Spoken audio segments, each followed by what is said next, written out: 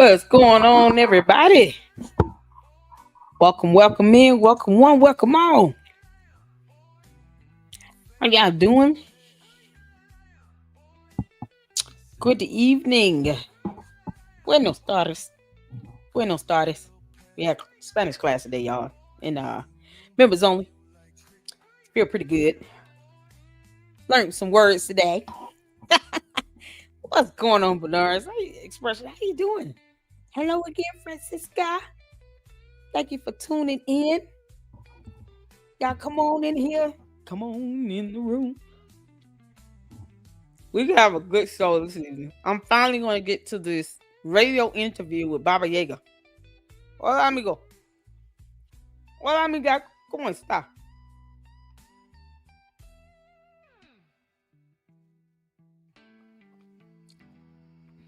Hey, Sandra Price. Yeah, we had Spanish class today and members only. So each month, YouTube allows us content creators to get 10 free memberships if we're in the membership program. And I was finally able to figure out how to gift the 10 free memberships. So every month, I'm going to give away the 10 free membership. Yay! How y'all doing? Sandra Price, what's going on? Good evening to you. Buenos tardes. Buenos tardes. Laurie, how are you doing? I hope it's Laurie. Whatever you prefer to be called. I hope it's Laurie. I don't want to mispronounce you guys' names. Hola, ¿cómo está? Muy bien, ¿y tú? Saint, what's happening? And thank you for the birthday wishes for my son, you guys. He's so happy and elated. Big man is man in the house. Young man in the house. Had a good weekend. Chilled out with the kids yesterday. Watched Peacemaker season 2. I like watching like comic based, or I prefer Marvel, but DC is picking up with James Gunn. I'm very proud of what he's done with Peacemaker. It's a good show.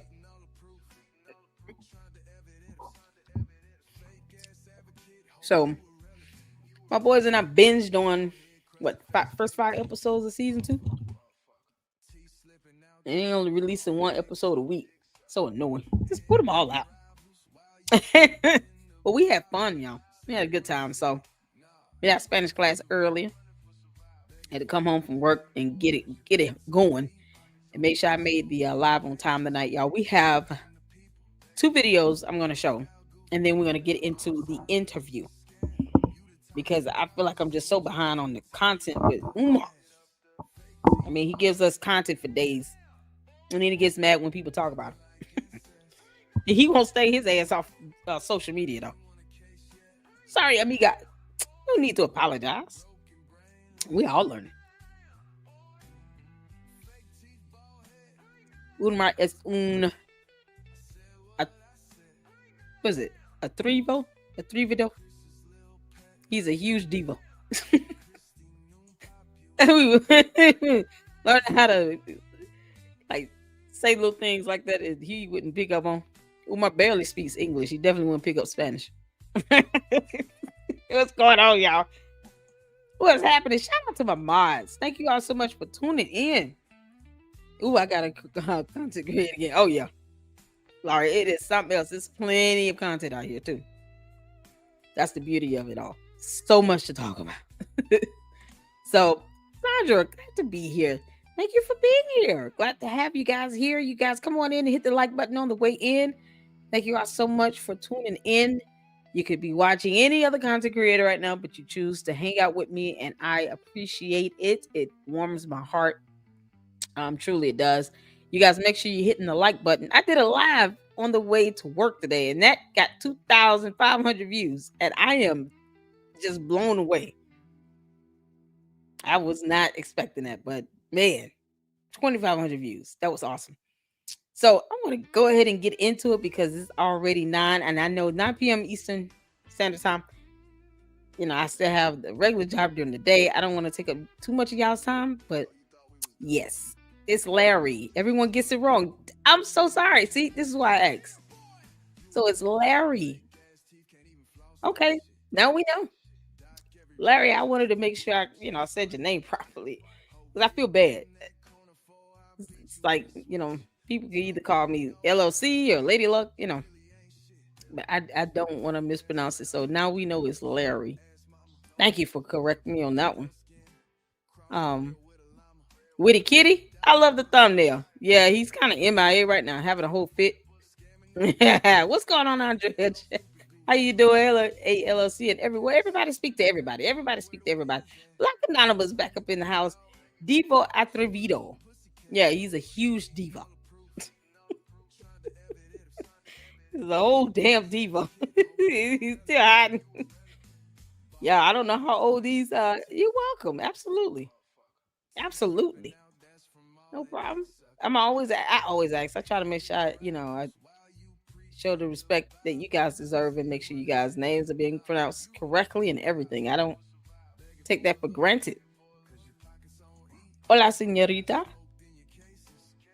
Listen, let's get started, y'all. As people come in, y'all hit that like button. Hit that like button. Everybody speak to everybody. Glad y'all can tune in. We finna have some fun. Because Umar still sucks. Donkey D. All right, let's get to it. Y'all, this is the first one. He still look like a Muppet. His my pet ass. How the hell?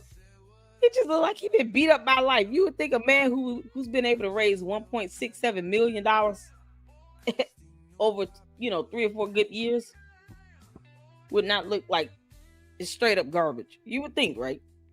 Ow. It just never ceased to surprise me. God. So I'm gonna make myself small, make him big. And like I said, we're gonna check out 2 small videos and then get to that interview that I have yet to hear. And I've been literally saving the moment to react to it. So I haven't heard that interview in full. He did. Can't remember the guy's name. Father Baba Yaga. Baba Yaya. Oh, one of y'all are correct. All right. Put a 1 in the chat if you can see and hear. This is from the Lounge YouTube channel. The Lounge. So shout out to the Lounge. I make sure you guys check out the Lounge and give it a thumbs up. This needs more views. Shout out to them for always posting up good video clips.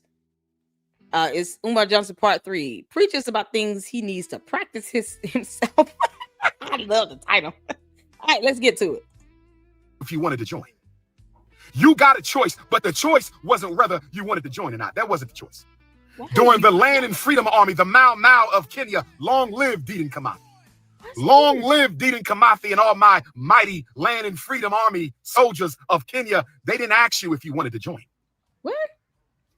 They said, do you want to join the war for liberation or do you want to join your ancestors? You're going to join a community right now. You can join us in the struggle for Kenyan freedom. You can join us in this struggle for Haitian freedom. You can join us in this struggle for American freedom. You can join us in this struggle for Curacao freedom. But guess what? There is no going back to the plantation. You either... That's just because this is one of his videos. I haven't seen it. I know I'm just so late to the game with Umar, but there are a slew full of videos of him just ranting in the car. I kid you not. This is just one of the 2 that I pulled to the side and said, I haven't seen these and I want to see it. He's rambling on about things. He's starting to recycle some of this stuff. After 11 years of grifting and scamming, you kind of run out of things to say.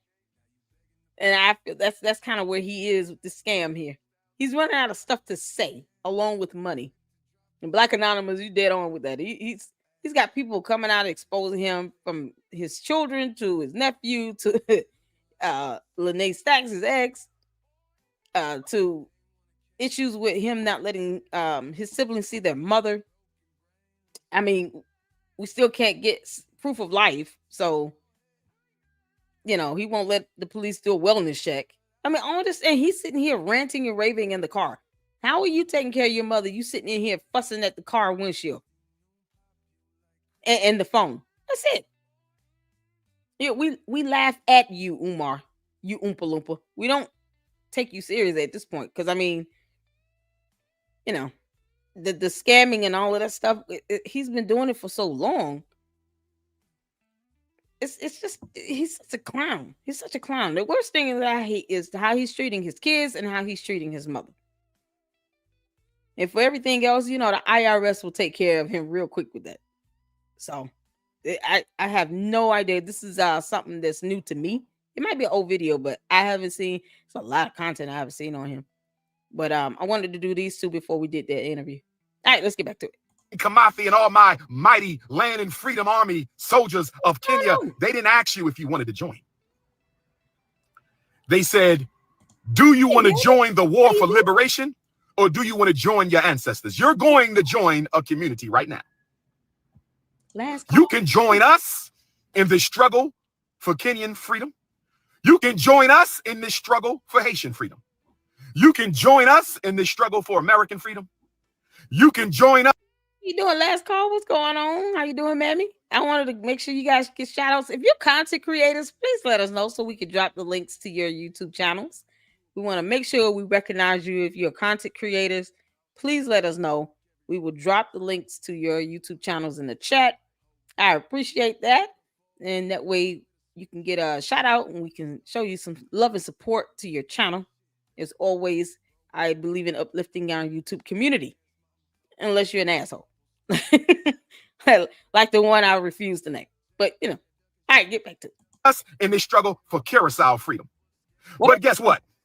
There is no going back to the plantation. You either going to join us or we sending you to the ancestors. Make up your mind. You got 5 minutes. Brothers and sisters, there is no walking the fence. My mixed race Africans, it's time to draw a line in the sand. My mixed race Africans, it's time to draw a line in the sand. You are either for African people or you are against African people. I don't want to hear no more shit that I'm half and half and I'm mixed. No more African Americans, you buffoon. What are you talking about? He's talking to people that majority of them don't live in Africa. And the people of Africa is not stunned his stupid ass. What is he talking about? That bullish because you don't want to choose a side. The only reason y'all running around calling yourself multiracial is you don't want to choose a side. Well, guess what? Orisha Oya and Orisha Shango sent me to tell you today, all mixed race Africans in the world. I don't care if you're a mixed race Canadian African. I don't care if you're a mixed race Australian African. I don't care if you're a mixed race Johannesburg African, a mixed race Cape Town African, a mixed race Soweto African, a mixed race Kyalisha African, a mixed race Durban African, a mixed race KwaZulu-Natal African. I don't care if you're a mixed race Texas African or a mixed race Jamaican African. Pick a side and stay on it. Because okay, you Negroid mophead. That is not something that people get to dictate. We don't dictate what we're mixed with. Is he talking about race or ethnicity here? You're talking about two things that's beyond our control. We can't help what we're made of. What the hell is wrong with him? The revolution is coming to this planet. He's the worst. The almighty supreme Lord and ruler of this universe is unleashing the demons and the divinities. Y'all didn't hear me right now. Adios. The almighty supreme ruler of the universe has ordered Orisha Eshu Elegbara to open up the gates. The demons and the divinities are coming to earth. The demons and the divinities are coming to earth. And the demons are coming to devour all those who do evil. The demons are coming to get the devil is a liar, and so are you. You Negroid Muppet. What is he talking about? Why is he speaking about devils and demons and stuff? That's so evil. All because what makes him any different than those who used to, hate people who had 1/8 drop of black blood in their veins? Like he's no different. He is such a racist. Meanwhile, he hates himself. The end. Children and the divinities are coming to get their righteous children. If you are a doer of evil, if you are a doer of evil, the demons are coming to collect. You might leave this earth before your time. I pray you get right. If you robbing, stealing, raping, and killing, I pray you get right before the demons get to your ass. Lineage. Absolutely. But if you are doing the right thing, to my righteous Africans, nobody's perfect. Righteousness does not mean perfection. Only the Supreme is perfect. I have no idea if this is new. Because you think with that mop head he got on, that mop on top of his head, this would be new. Yeah, there's a part 1 and 2 to this. This says September 1, 2025. Now, I don't know if this is a throwback because I haven't seen it, but I didn't know there were 3 parts to it from the lounge. I'll put that in my save. Watch later. Y'all, this is part 3 to this. This rant went on for 3 different parts. Is he mixed with Cuban? Is he? I had no idea. Oh my God. Oh man. Maybe we should start with part 1. Y'all want to start with part 1? Maybe starting with part 1 would give some context. Because otherwise, I have no idea. I think we should start with part 1. This is new for me. I say that. I haven't seen these videos. Grandpa Cicero. Cicero. Grandpa Cicero. Everybody's mixed. Okay. What is he talking about? His name is Jermaine Shoemake. What's going on, Ruben? All 3 filmed in the rental car studio. Thank you, Kandia. I appreciate it. Thank you for dropping Black Anonymous link in the channel. Earth Month. Does he have a speech impediment? He claims that there is a white Cuban in his family history. Like, what is he talking about? Pick a side. Okay. Maybe we should just start from part 1. I think we should start with part 1. Because otherwise, I'm going to tell y'all right now, I don't know. I just don't know. Let me move this down. I'm going to move this down so I can just flow from 1, 2 to 3. Because this is something else. I have not seen these, so I have no idea. So we'll start with part 1. Africans, my French Africans. Seems like it's more of, oh God, he goes into all of these ethnicities. Okay. So these videos were posted on September 1st, 2025 on the Lounge channel. It's 3 parts to this. So, all right, brace yourself. It's about to get funny. Let's go. Part 1. Africans, my French Africans, my German Africans, my Belgium Africans. Are you serious? Peace and Pan-Africanism to my Africans in Asia, the South Pacific, my Australian Africans.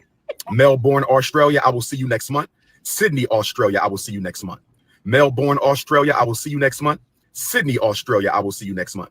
Peace and Pan-Africanism to my continental Africans, my Ghanaian Africans, my Mozambique Africans, my Malawian Africans, my Ugandan Africans, my Congolese Africans, my Ethiopian Africans, my Liberian Africans, my Senegalese Africans, my Togolese Africans, my Benin Africans, my Cameroonian Africans. Peace and Pan-Africanism to my Lesotho Africans, my South Africans, my Zimbabwe Africans, my all of my Africans. Peace and Pan-Africanism to my Carolina Africans, my California Africans, my Omaha Africans, Detroit Africans, Chicago, St. Louis Africans, my Louisville, Kentucky Africans, my Indianapolis Africans, my... Never mind the fact that we reside in the United States of America, but okay. Yeah.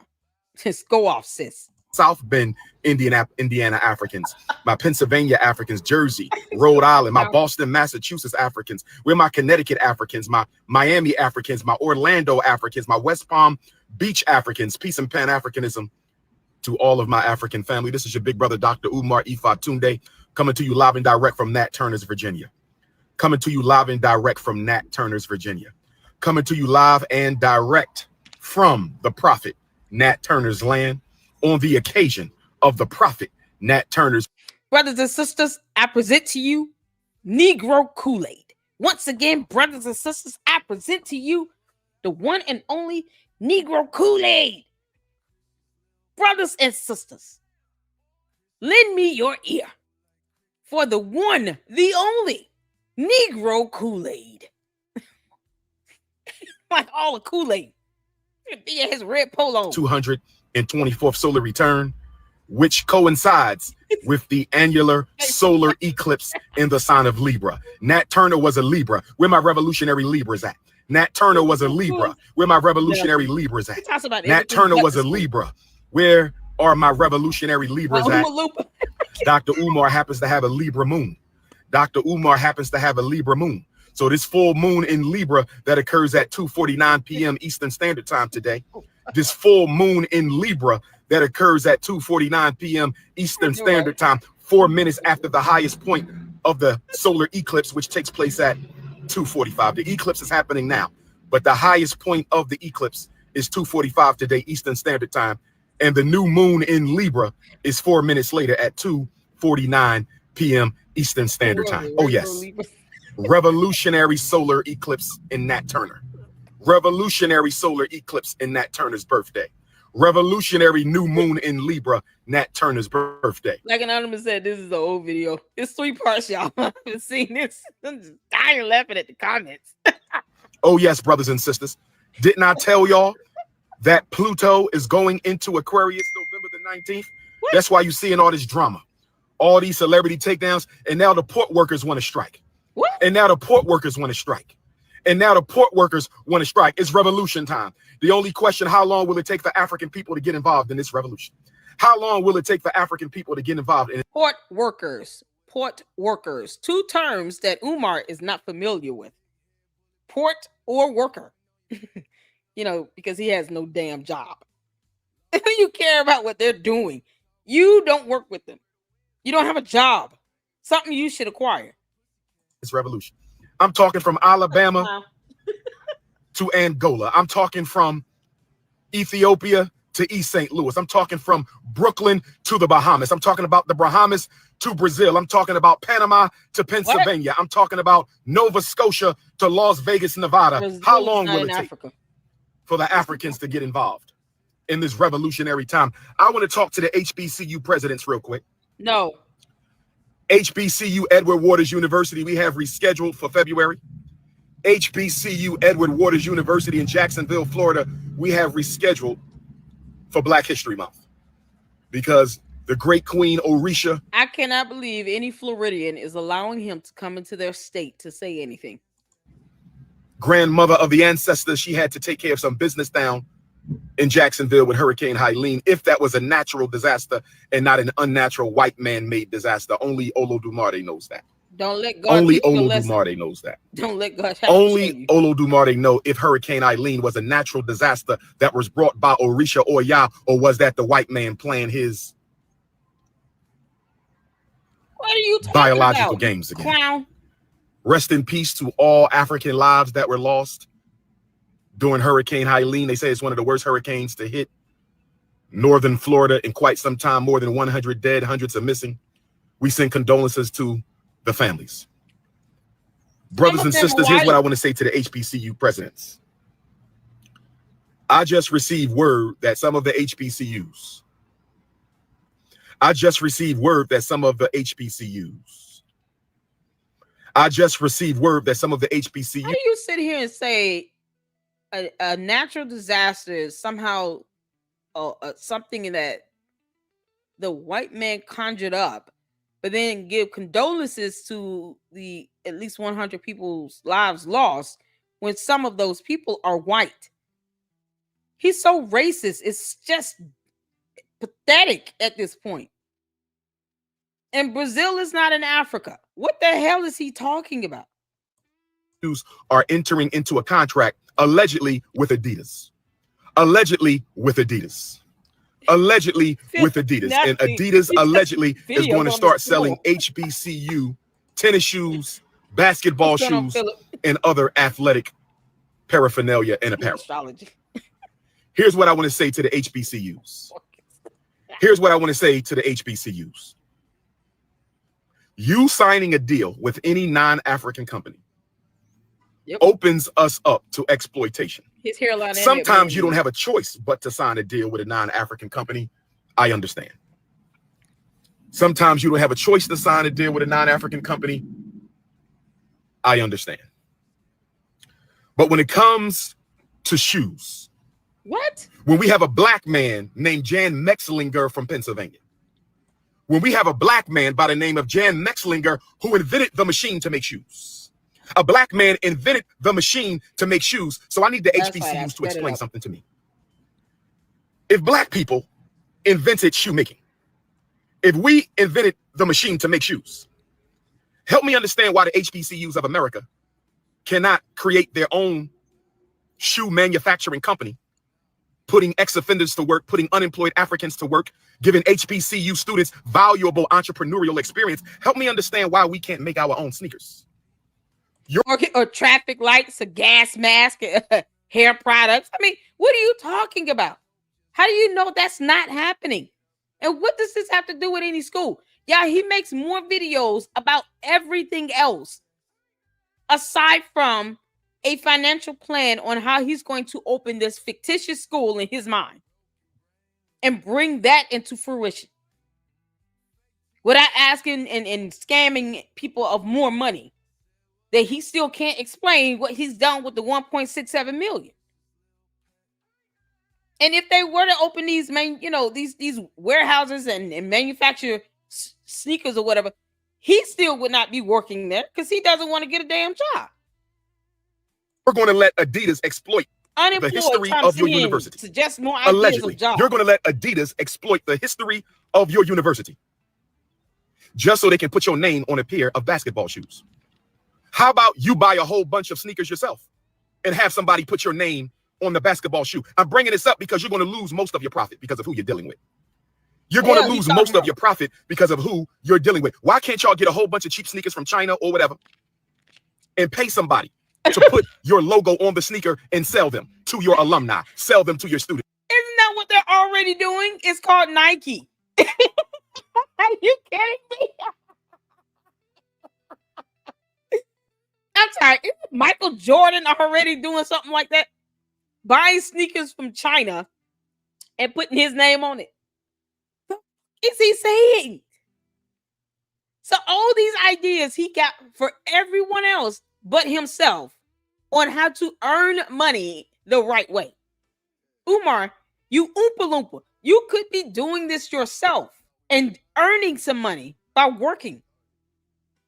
Creating something that is legitimate, offering a product where you can generate revenue. And then you put the money towards the school that you want to open and stop expecting everyone else to keep funding your lifestyle. I've never asked you all for money to help me with my personal needs. Yes, you have. Every time you open your mouth. Until we see otherwise, we have the right to assume that you're using all this money for the FDMG school for your personal piggy bank until you prove otherwise. Sell them to your faculty, your staff, sell them to your immediate community. Adidas is going to make hundreds of millions of dollars off of this agreement. Adidas is going to make hundreds of millions of dollars off of this agreement. Exactly, Andre. I'm tired of us allowing people to appropriate our culture in the name of cash. Exactly. I'm tired of us allowing people to appropriate our culture in the name of cash. The HBCU tradition is too sacred. You can't make it is too valuable. Oh my God. It is too important for us to let Adidas exploit the HBCU culture when you're only going to get pennies on a dollar. Why are we so comfortable with economic slavery? Why are we so comfortable with financial slavery in the name of Nat Turner? What is his job again? What is his occupation again? Because if you're not working, you should not be eating. The Bible says, for the man that does not work, he does not eat. Umar should be starving to death. Umar should be hungry as hell. He should be like 100 pounds, 6'3". Yeah, it's about 150. Whatever skinny looks like on him. That's what he should be. Because he doesn't have a job. He does not work. Therefore, he should not be eating. But he uses money people send him to fund his lifestyle. He's not earning it at all by working or doing anything. He literally lives off the backs of others. And he talks about financial slavery. What's your financial plan on how you plan on paying teachers and staff salaries? and offering them benefits if you, by chance, and I mean, hell has to freeze over, to open a school up. This is all coming from an unemployed bum. In the name of Nat Turner's top lieutenant. In the name of Nat Turner's loyal soldiers, Nelson, Sam, Will the Executioner, his wife Cherry, all the soldiers of Southampton, the Black Revolutionary Army of Southampton, Virginia, 1831, in the name of this solar eclipse in Libra, in the name of this new moon in Libra. Why can't we make our own shoes? Brothers and sisters, I want to leave that topic and I want to go to the Diddy and the port worker strike. I told y'all Diddy was a distraction. I told y'all Diddy was a distraction. That doesn't mean he's innocent. That does not mean he's innocent. Two things can be true at the same time. You can. Yep. Umar can be just like Diddy, and Diddy can be just like Umar. There you go. Both things are true. Walk and chew gum. You can drive and talk on the phone. You can eat and you can breathe. Two things can be true at the same time, but Diddy was a distraction. I thought it was just for the election. It's bigger than that. That's a part of it, but it's bigger than that. Now you got the port workers striking. And part of the reason they striking is they getting tired of transporting sexually trafficked slaves in those big metal canisters that they move around. Canisters? Really? Oh, and so God. They need Diddy's sex trafficking allegations to distract us from the real sex trafficking allegation. Let me say it again. I need you to understand, overstand, and understand. I need you to understand, overstand, and understand. You sound like a soft set. I need you to understand, overstand. They're going to distract you with Diddy. I'm soft and citizen. So you don't hear about the sex trafficking that is partly at the root of why the port workers are striking. The Amazon workers are striking. I told you this is the age of revolution. Y'all didn't want to listen to me. I told you Pluto is going into Aquarius. The next 16 years will be drama for your mama. I said the next. Pluto is not a planet based on science. It's just a frozen ball of rock. What are you talking about? At some point, Umar, you're going to have to get a job. I need you to understand, overstand, and understand that one. Understand, overstand, understand, beside a stand. I need you to get a job. You're going to have to get a job at some point. 16 years on the planet Earth. I don't care where you live. I don't care where you live on this planet. The universal order. The universal order is demanding revolutionary chaos. Revolutionary chaos for the next 16 years. What are black people going to do about that? Nothing. What are black people going to do about that? We're going to keep on being distracted with social media, or we're going to get up and try to fight for our liberation politically, economically, socially, spiritually, culturally, because the solar vortex is open. This eclipse right here is opening the solar vortex. Harriet Tubman's full moon is opening the solar vortex. Yeah, he high on something. Dangerfield Newby's full moon on October the 17th is opening the revolutionary vortex. What the hell is a Dangerfield Newby? He is high on something. Y'all, I told y'all, remember now, when he lies, he squints his eyes. He is on something. Look like he ain't had a bath in 4 days. His face is dirty. Like he just got through patting off sweat. He's spitting everywhere, still ain't brushed his teeth. It just looks disgusting. And he's sitting here in the car. That car has got to smell like funky ass Cheetos and hog maws and chili. You got 16 years of revolution. You can't make this. We're going to lose people we love, God forbid. There's going to be accidents. There's going to be chaos. There's going to be drama because Orisha Oya got to clean up the old to make way for the new. Don't get mad at the messenger. Orisha Oya is coming through like a gladiator over the hurricane. She's coming through like a gladiator over the tornado. She's coming through like a gladiator over the typhoon. Literally, spiritually, and metaphorically. It means anything that does not serve divine order will be exposed or destroyed. That's what it means. Anything that does not serve divine order will be exposed and destroyed. Anything that doesn't serve divine order. Download anything from anyone, institutions. You're going to see black churches get exposed, white churches get exposed, politicians, celebrities, community leaders, activists, pedophiles, sex traffickers, scammers, rapists, you name it, brothers and sisters. Orisha Oya is going to blow the cover. She's coming through with the ancestors in the winds of change, and she's going to blow the cover. She's coming through with the ancestors with the typhoon of transformation, and she's going to blow the cover off of everything. Organ trafficking will be exposed. Husbands cheating on their wives will be exposed. Women cheating on their husbands will be exposed. Yep, Lord. People stealing from their parents will be exposed. Slanderers and defamers and saboteurs will be exposed. It's the time of the storm. And it is the time of the revolutionary. I'm going to speak to you in your native tongue. Y'all ready? Quack, quack, quack, quack. Quack, quack, quack, quack. Wah, wah, wah, wah, wah. Y'all, we don't listen, Umar, we don't speak alien. You talking about Pluto and shit. I knew you weren't from Earth. We all know you're not from this planet, okay? Or this realm. Whatever alternate reality your moped ass has crawled from. All of us would like for you to return to sender. Wherever the hell you came from, go back.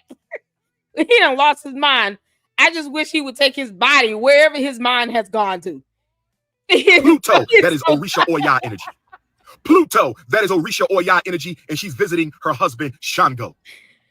The energy of the revolutionary, which is Aquarius. The female revolutionary is visiting her husband, Aquarius. There will be drama for the next 16 years. I told you, Pluto hasn't been in Aquarius since the Haitian Revolution. Where my Haitian Africans at? It's time for Haiti to stand up. It's time for Haiti to stand up. Haiti will rise again in these 16 years. Where my Haitian Africans at? I need all the gangsters in Haiti to organize. I need all the activists in Haiti to organize. I need the righteous voodoo mambos. I need the righteous voodoo priests to organize and expose the phony voodoo priests. I said I need the righteous voodoo priests and priestesses of Haiti to expose the scammers and those who deal in evil magic, not black magic, because black magic is divine. I don't use European definitions. I don't use European definitions. I don't use European. Yeah, guess what? He doesn't use standard English either. So what are you speaking right now? Okay, European definitions. What language do you think you're speaking? This is the King's English. Whether you like it or not, you muppet, this is the King's English that we're speaking. Sir, would you like to learn a new language? You know, several others you can learn. Perhaps you should read a book. The hell is he talking about? He acts as if we're not speaking the King's English.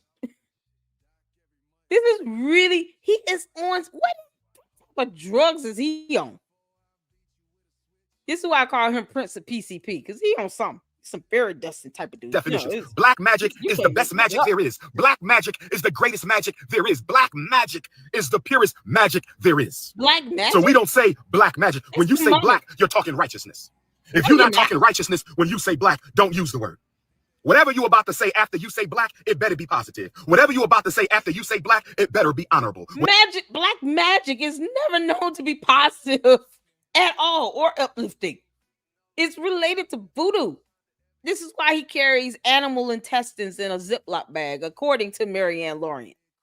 Now I understand why he carries those wooden bead necklace and the bag of animal intestines in his dirty, dirty bags. Whatever you say after you say black, because he does black magic. It better be something powerful. In order for Haiti to rise, those who practice the righteous voodoo that came over with our ancestors from Benin, the voodoo capital, the priests and priestesses of Haiti who do righteous voodoo work. You do righteous work with Dambala. You do righteous work with Shango and Ogu. You do righteous work with the Loa. I need you to expose voodoo. Those who use the Loa for evil and for exploitation. It's the time now. If Haiti going to rise, Haiti got to get right spiritually. And most of Haiti is right spiritually. Most of Haiti is right.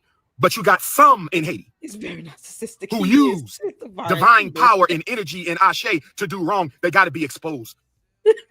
These next 16 years, I want to see the African Union grant full citizenship to your scattered African children in the diaspora. I said these 16 years, I better see the African. Yo, we just learned something today. I'm so glad I'm playing this. We've just learned that Umar Ifatun Dumday is into black magic and voodoo. This is probably one of the reasons why he carries around. You remember when Marianne Lorient said that he keeps a Ziploc bag of animal intestines inside of that Ziploc bag. He's telling on himself right now. He's talking about black magic and voodoo and Haitian voodoo and all this stuff. Now y'all see why? Look at him. Look at his face. It's the face of evil from Pluto.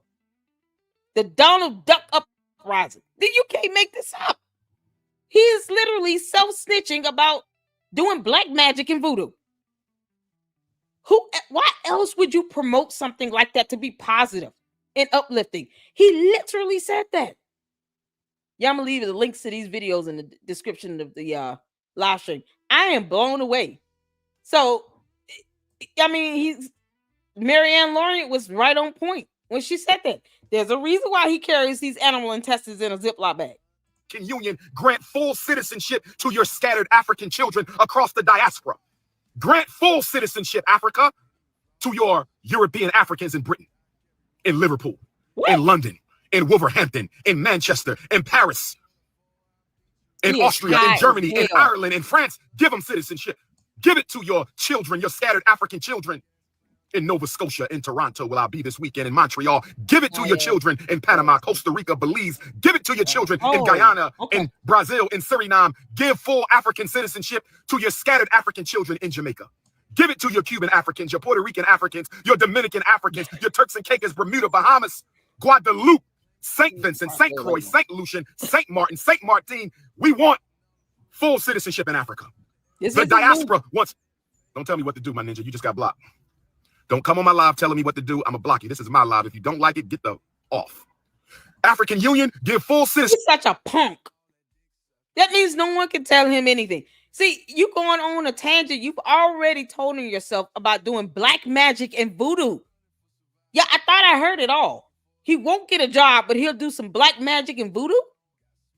You understand what this means? He's like pure evil.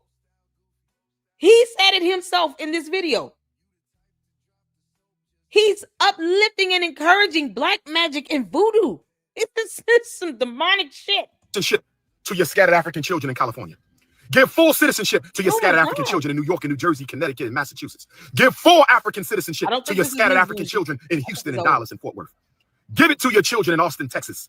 Give it to your scattered African children in Memphis, in Chattanooga, in Nashville, where I will be Wednesday, October 9th at the African American Music Museum in Nashville for It's Up There podcast live interview, 6 p.m. Nashville, make sure you pull on up. We want citizenship, your scattered African children in Detroit. We are not pretendians. We don't claim to not come from Africa. We know we are African and we want citizenship in our motherland. We got 16 years of revolution. 16 years, I want to have 16 schools all over the world. 16 years, I want black man. I'm telling my brothers right now, listen to me, black men. You got to get right with yourself sexually. Black men, listen to me. I'm talking to all my unapologetically African alpha males.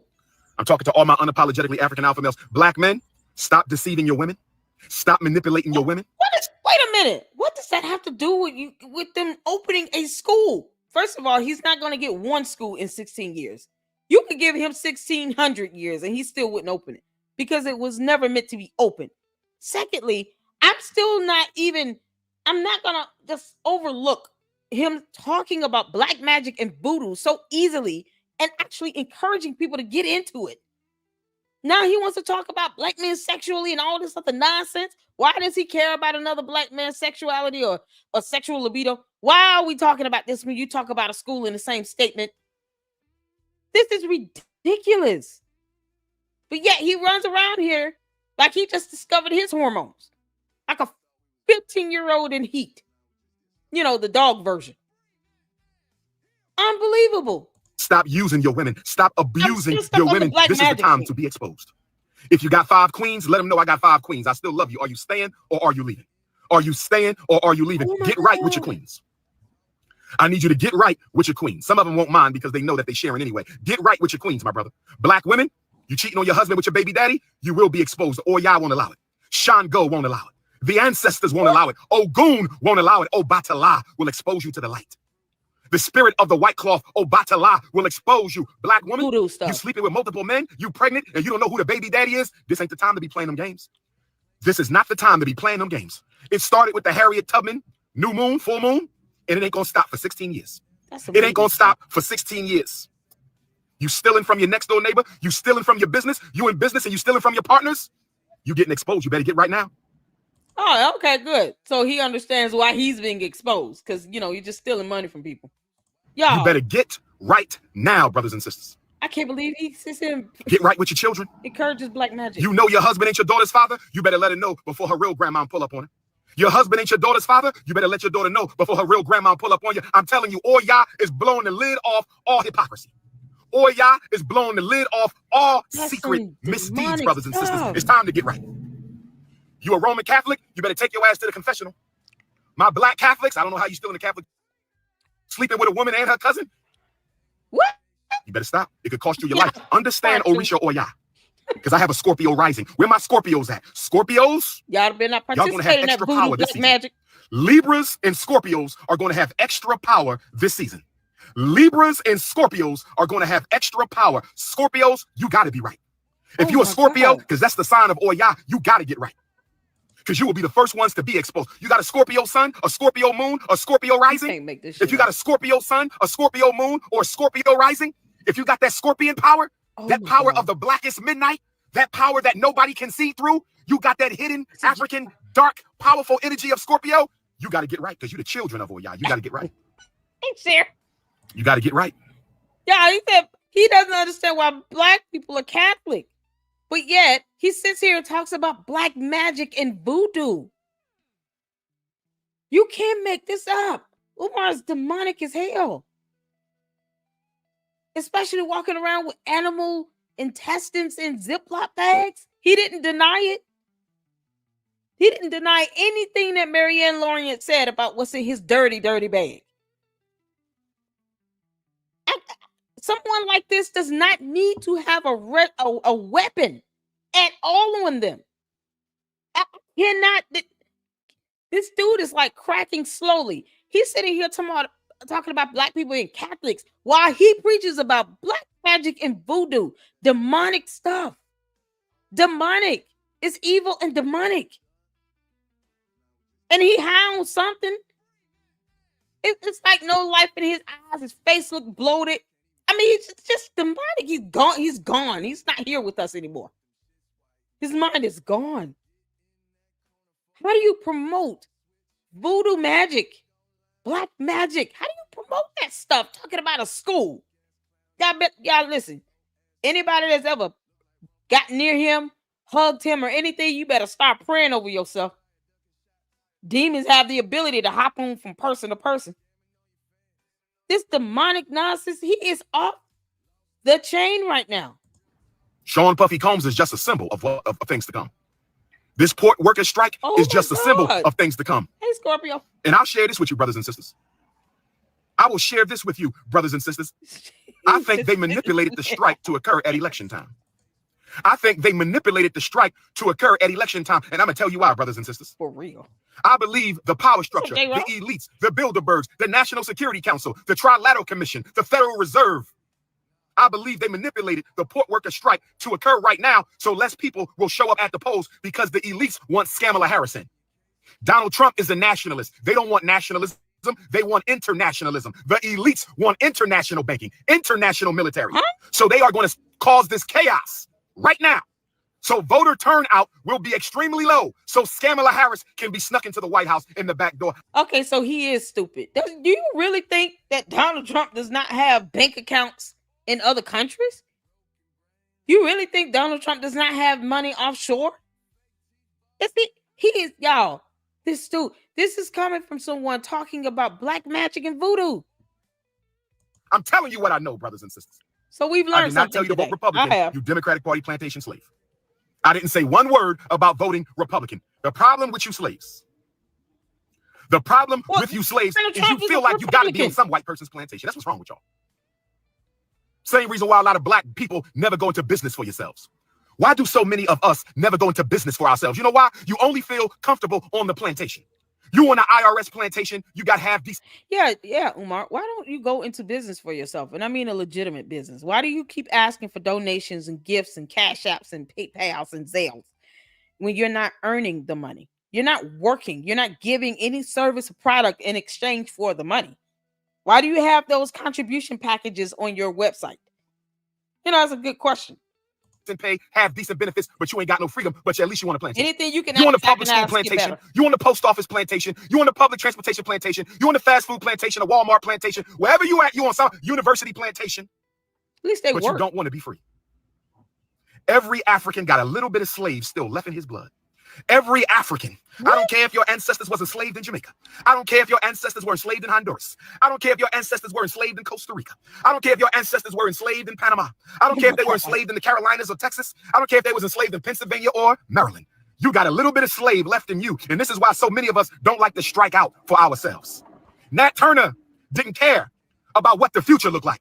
He couldn't stand his present. I said Nat Turner didn't care what his future looked like. He couldn't stand his present. What did El Hajj Malik El Shabazz say when he talked about the house Negro versus the field Negro?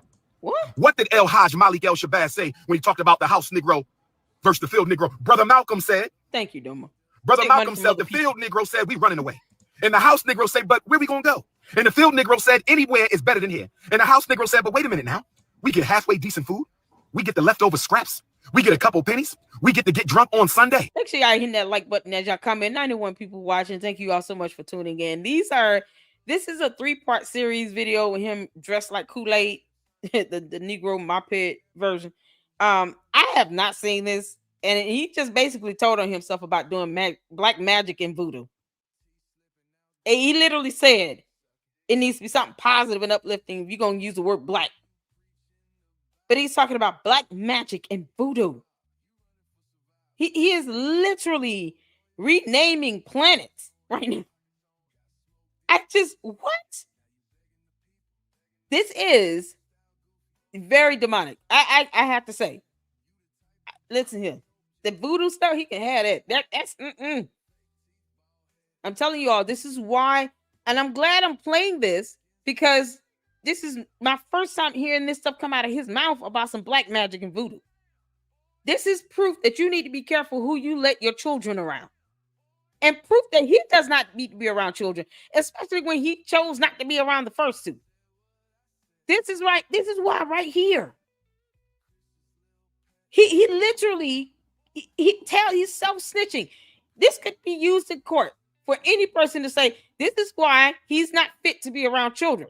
Because black magic, voodoo, and dark magic, and evil spells and shit, and witchcraft and warlocks. This is disturbing behavior. They would make his ass get a psych eval in a minute. This is crazy. I've never seen these videos. A lot of Umar videos I have to catch up on. Y'all make sure y'all hit that like button because he done told himself he does black magic and voodoo. The house Negro was comfortable with the crumbs of the power structure. Oh my God. I said the house Negro was comfortable with the crumbs of the power structure. The field Negro ain't never comfortable with anything except freedom. This is how you know if you're a free African or not. This also goes for my brothers and sisters in Africa because you went through colonization. And shout out to you, Information Man. Welcome in. So glad to see you. Colonization and everyone else. Hit the like button, you guys. Thank you so much. And we make sure we get Information Man's YouTube channel dropped in the chat. That would be awesome. Thank you. Same thing as slavery. It just happens in your own land as opposed to a foreign territory. Colonization is the same thing as slavery. The only difference is it happens in your own land as opposed to a foreign territory. So what I say to my Africans in Africa, my continental brothers and sisters who I love with all my heart, is the same thing I say to my Caribbean Africans who I love with all my heart. And it's the same thing I say to my Australia and Canada and South Pacific Africans who I love with all my heart. And it's the same thing I say to my Africans in Asia and Europe and throughout the United States with all my heart. And that is, are you tired of being a slave? And if you say yes, when I ask you, are you tired of being a slave? If you say yes, my next question. Hit the PayPal and Cash App. My next question will be, are you free economically? Are your children free educationally? You getting there. Are you free agriculturally?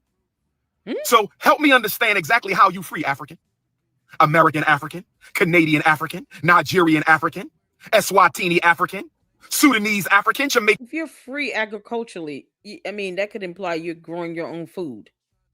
People can just do that. There's no law that says you can't grow your own food. It's called a farm. African, Belize African, Nicaraguan African, Mexican African. Help me understand how you free. But he doesn't like Mexican Americans. I don't get it. How you free? You don't control your source of income. How you free when your slave master's great-great-grandchildren are teaching your children? We ain't free. And we don't want to be free. But guess what? I got some news for you. These next 16 years, you are going to be forced to be free, whether you like it or not. Do you know what they did during the Haitian Revolution? Do you know what General Toussaint and Emperor Dessalines did during the Haitian Revolution? Do you know what Nat Turner and Hark and Will the Executioner did during the Southampton Revolution? Do you know what Gabriel Prosser and Denmark Vesey and Charles DeLong did answer the question in those revolutions? What they do? Do you know what a Kung Pong and Cujo and Mama Nanny did in those Jamaican Maroon revolutions? Do you know what Tula and Carpata did in Curacao during that revolution? Do you know what Mama Solitude and General Inyas and General Del Gras, do you know what they did in Guadeloupe during that revolution? They didn't ask you if you wanted to join. You got a choice, but the choice wasn't whether you wanted to join or not. That wasn't the choice. During the Land and Freedom Army, the Mau Mau of Kenya, long live Dedan Kimathi. Long live Dedan Kimathi and all my mighty Land and Freedom Army soldiers of Kenya. This is part 3. So they forced you to do what you were forced to do in slavery. Is it what you're saying? Yeah. Let's not gloss over the fact that he upholds black magic and voodoo. They didn't ask you if you wanted to gloss over that. They said, do you want to join the war for liberation, or do you want to join your ancestors? You're going to join a community right now. So you're forcing it. You can join us in the struggle for Kenyan freedom. You can join us in the struggle for Haitian freedom. You can join us in the struggle for American freedom. You can join us in the struggle for Curacao freedom. But guess what? There is no going back to the plantation. You either going to join us or we sending you to the ancestors. Make up your mind. You got 5 minutes. Brothers and sisters, there is no walking the fence. My mixed race Africans, it's time to draw a line in the sand. My mixed race Africans, it's time to draw a line in the sand. You are either for African people or you are against African people. I don't want to hear no more shit that I'm half and half and I'm mixed. No more of that bull-ish because you don't want to choose a side. The only reason y'all running around calling yourself multiracial is you don't want to choose a side. Well, guess what? Orisha Oya and Orisha Shango sent me to tell you today, all mixed race Africans in the world. I don't care if you're a mixed race Canadian African. I don't care if you're a mixed race Australian African. I don't care if you're a mixed race Johannesburg African, a mixed race Cape Town African, a mixed race Soweto African, a mixed race Kyalisha African, a mixed race Durban African, a mixed race KwaZulu Natal African. Wait, didn't he go through all the African races in the first video? This is what I mean. He's on repeat now. Like he's literally repeating the same rhetoric in the same session. Not in a totally different video where he's wearing, you know, Kool-Aid purple shirt. No, in this same video where he's sitting in the same car wearing the Kool-Aid red polo shirt. He has literally repeated all of these African races he's made up in his head because black magic and voodoo and shit. I don't care if you're a mixed race Texas African or a mixed race Jamaican African. Pick a side and stay on it. African American. Because the revolution is coming to this planet. The almighty supreme Lord and ruler of this universe is unleashing the demons and the divinities. Y'all didn't hear me right now. The almighty supreme ruler of the universe has ordered Orisha Eshu Elegbara to open up the gates. The demons and the divinities are coming to earth. What? The demons and the divinities are coming to earth. Yeah, and the demons are coming to devour all those who do evil. The demons are coming to get their children, and the divinities are coming to get their righteous children. If you are a doer of evil, the demons are coming to collect. I'm glad you recognize that, Umar. So when the main demon comes and gets your big ass, make sure you don't put up a fight. All I'm saying is go willingly because, you know, black magic and voodoo. That's exactly where you belong. Might leave this earth before your time. I pray you get right. If you robbing, stealing, raping, and killing, I pray you get right before the demons get to your ass. Because his prayers sound evil. But if you are doing the right thing, to my righteous Africans, nobody's perfect. Righteousness does not mean perfection. Only the supreme is perfect. Only the supreme is perfect. Righteousness means that when I do wrong, I repent as soon as I can and get back on the good path. And he never repents. Righteousness is I might fall 3 times, but I'm gonna get up. All this coming from a narcissist who never repents or even offers an apology or won't let his siblings see their own mother. Where is your mother, you Oompa Loompa? Righteousness is I might fall twice, but I'm gonna get up a 3rd time. Righteousness is I'm going to do the best that I can where I am. And if I do somebody wrong, I don't have a problem saying I'm sorry. You slept with that woman's husband. Pull up to a job and apologize. Pull up to her job today and say, sister, he crazy. You don't know me, but I got to tell you something. I was with your husband. What? And I knew he was married to you. And I was in a state of weakness. I was in a state of sin. I was in a state of thirst. I was in a state of need, and I was wrong because I did not have your permission. I should have came to you like a woman and asked you, would you entertain a plural marriage with your husband because I need a man? That's what I should have done. But I went behind your back and allowed your husband to clap cheek without your permission. I went behind your back and allowed your husband to wax Cinnabon without your permission. I went behind your back and gave your husband some of my cookies and peach cobbler without your permission. And I just want to say I'm sorry. Okay, is he coming out the closet? I mean, what's happening here? Is he talking about himself? Because, I mean, who goes through all this? What all these voices in his head telling him to say the craziest of stuff. You know, Umar, what's E equals MC squared? Just solve that riddle. I'm just saying. If you're going to sit here and think about anything, think about something that would at least have you sound merely intelligent, because you definitely don't sound spiritual. And your spirituality comes from some dark place where voodoo magic and black magic somehow reigns supreme. Like, this is so demonic. You gotta wonder what type of what he's passing off when he touches people. This might be why his brainwashed cult all sit here and don't know right from wrong. They don't care. They just mindlessly following like zombies. He is evil and demonic. I just want to say I'm sorry, and I will never contact him again, and I will never let him contact me again. And I would pray that you keep this between us. But if you feel the need to expose and shame me, I'm just going to have to deal with the consequences of that. But I just want to say to you, let he who is without sin. The Black Christ of Ethiopia said, let he who is without sin. I said the Black Christ of Ethiopia, Yeshua ben Yusuf, said, let he who is without sin cast the first stone. I'm asking for your forgiveness, and I pray that you don't give me your wrath. Black man, you've been sleeping with that man's fiance and you know it.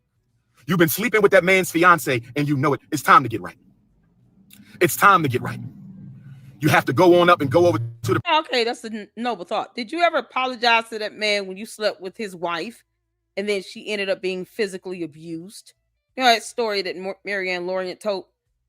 And then you tell this man, you know, treat her right or you'll take her from him. Did you ever apologize to him? I don't recall you apologizing to that man for sleeping with his wife or any other husband for sleeping with their wives, or even having the audacity to think you could take some man's wife or their girlfriend out on a lunch date, but they got to pay you $500, you know, because the audacity of it all. He's such a narcissist, a demonic narcissist. Brother, and say, listen, King. Oh my God. I've been clapping your queen Cinnabons. I'm sorry. Lust got the best of me. What I did was wrong. I'm coming to you man to man. I don't want no beef. I don't want no drama. But I want to say this to you. Exactly. You have a damn good woman. Yes, she cheated with you. She cheated on you with me, but you got a damn good woman. And I'm going to tell you this right now, brother, out of respect and love. I'm going to tell you this right now, brother, out of respect and love. Don't leave that woman, because I came to you to repent my sin. I'm repenting my sin to you, my brother, because you are a God. I am a God. And a God. Oh, man. See, y'all going to make me write your name. Y'all listen here. Do I got to add somebody to the book of Negroes tonight? Y'all, that's the end. Oh, all right, y'all. Let's get to this interview. No, but just getting back to my point, I'm this so is used on the tell me, you as a psychologist. And okay, once again, what's his name? This guy he's interviewing with, Baba Yaga, Father Baba. I have yet to see this, and it's been 3 weeks. I'm trying to see if I can find his name in here. Yeah, tell me the guy's name here that looks like Abraham with a hat on. We about to check Papa Smurf. Baba David. Baba David. Okay. I'm going to call him Baba David. How about just David? I know, Larry. Just David. What's going on, Skeeter? What's going on, Anita? How y'all doing? Truth using logic.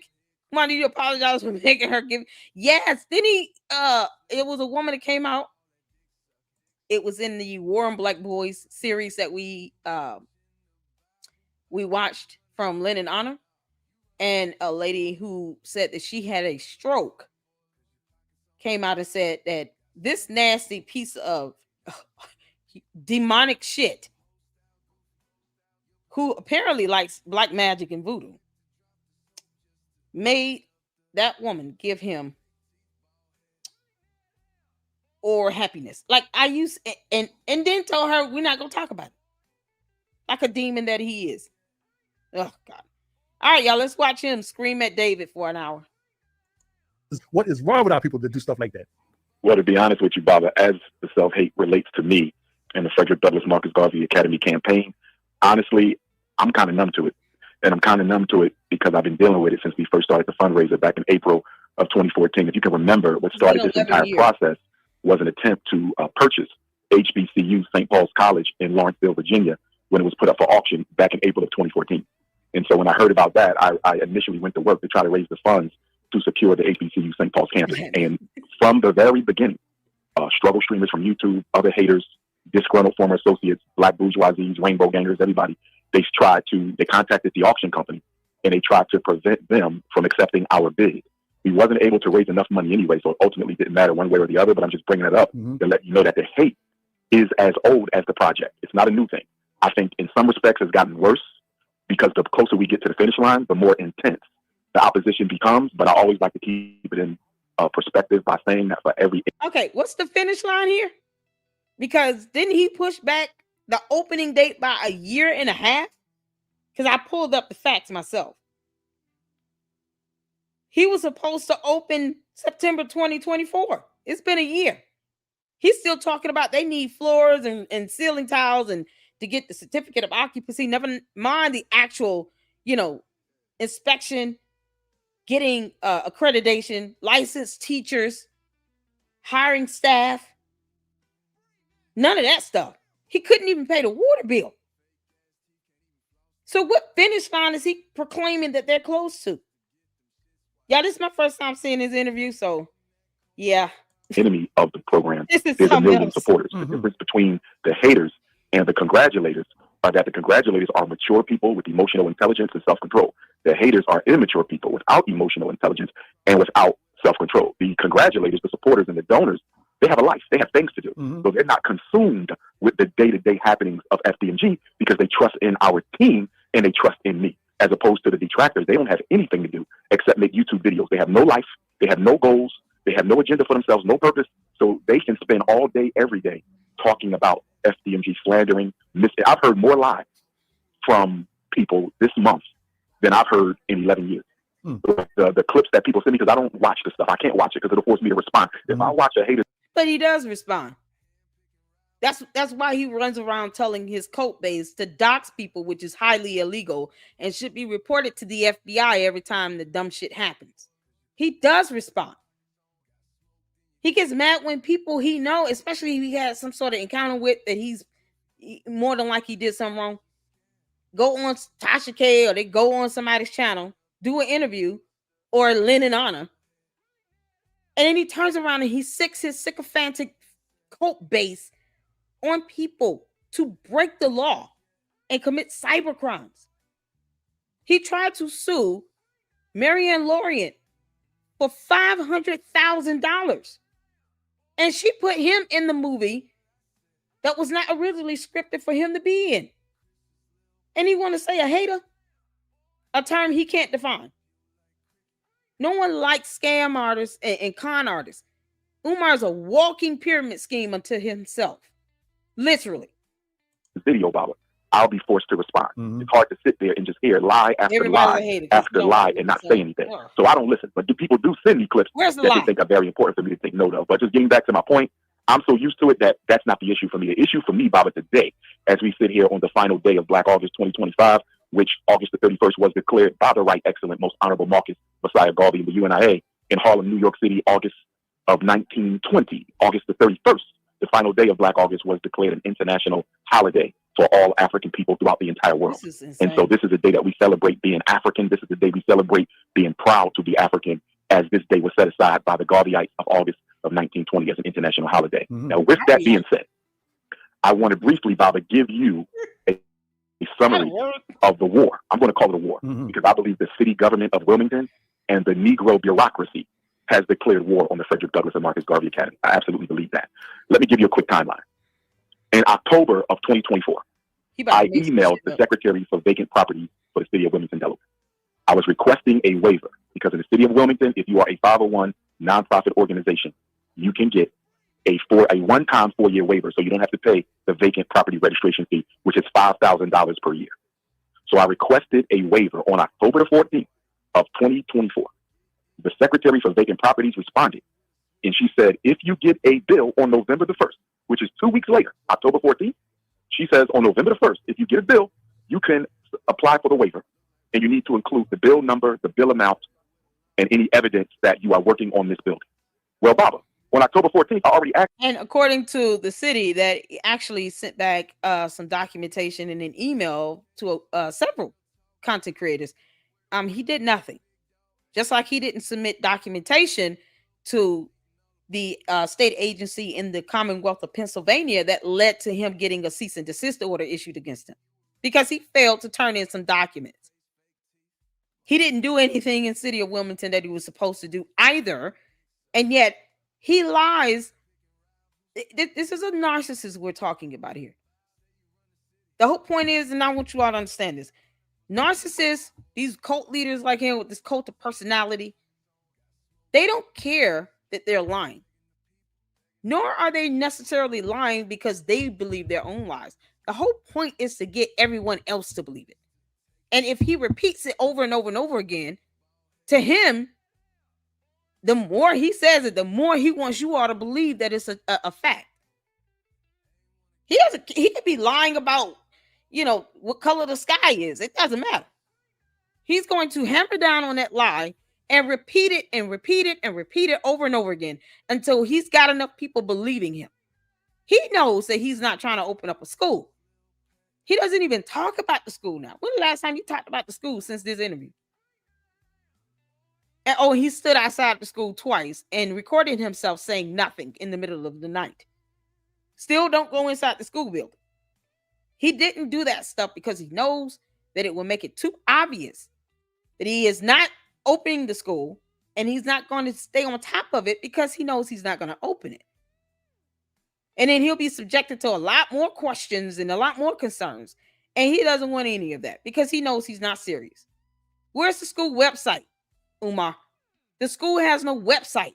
You can't make this shit up. So there's no need for me to submit a new one on November 1st because you have it right here, right now. But because she didn't want to process my waiver, she didn't want to put it through. So she says, you have to do it again, basically, and add the bill number and the amount and any evidence that you're working on the school. Now, to the evidence, Baba, the electricity, the plumbing, and the HVAC has already been repaired, inspected, and approved by L&I for more than a year. Mm-hmm. So when she's asking for proof of renovation, the renovations are done, the major ones. We're just dealing with the superficials right now, and the only thing left is the floor. We got to retile the floor, Baba. That's it. So if I already sent you an application for a waiver, why did you not process it? Why did you tell me I got to resubmit it again on November the 1st with the bill number and the amount? You already know the bill number because the bill comes from you. Mm-hmm. You already know the amount. The amount comes from you. So basically, Baba, she didn't want to process our waiver. And because she didn't want to process... First of all, you didn't submit anything for them to process. Secondly, why the hell should they have to fill out the documents for you? No one owes you that, you clown. The audacity. It's our waiver. She said it had to be resubmitted once I get a bill in the mail with the bill number and the bill amount, as opposed to just processing the waiver and adding the bill number and the bill amount to it. Keep in mind, Baba, all city offices are in the same building. Mm-hmm. All of them. So if she needed to get something from finance, she could go downstairs or just pick up the phone. So this is what you call being difficult. So anyway, let's continue. That's lazy. That's October. On March the 7th, I get a letter saying that we may sell your property. You may go to Superior Court to get a judgment against you and put a sheriff lien and possible sheriff sale against your property if you don't satisfy this amount that you owe us. The amount at the time, Baba, was about $70,000. Wow. Let me tell you what it was for. $30,000 was for water. Baba, we don't use no water because nobody is in the school. I want the listeners to understand me. The city of Wilmington is trying to defunct our school through nonsense fees. I'm going to say it again. The city government of Wilmington, Delaware, and the Negro bureaucracy.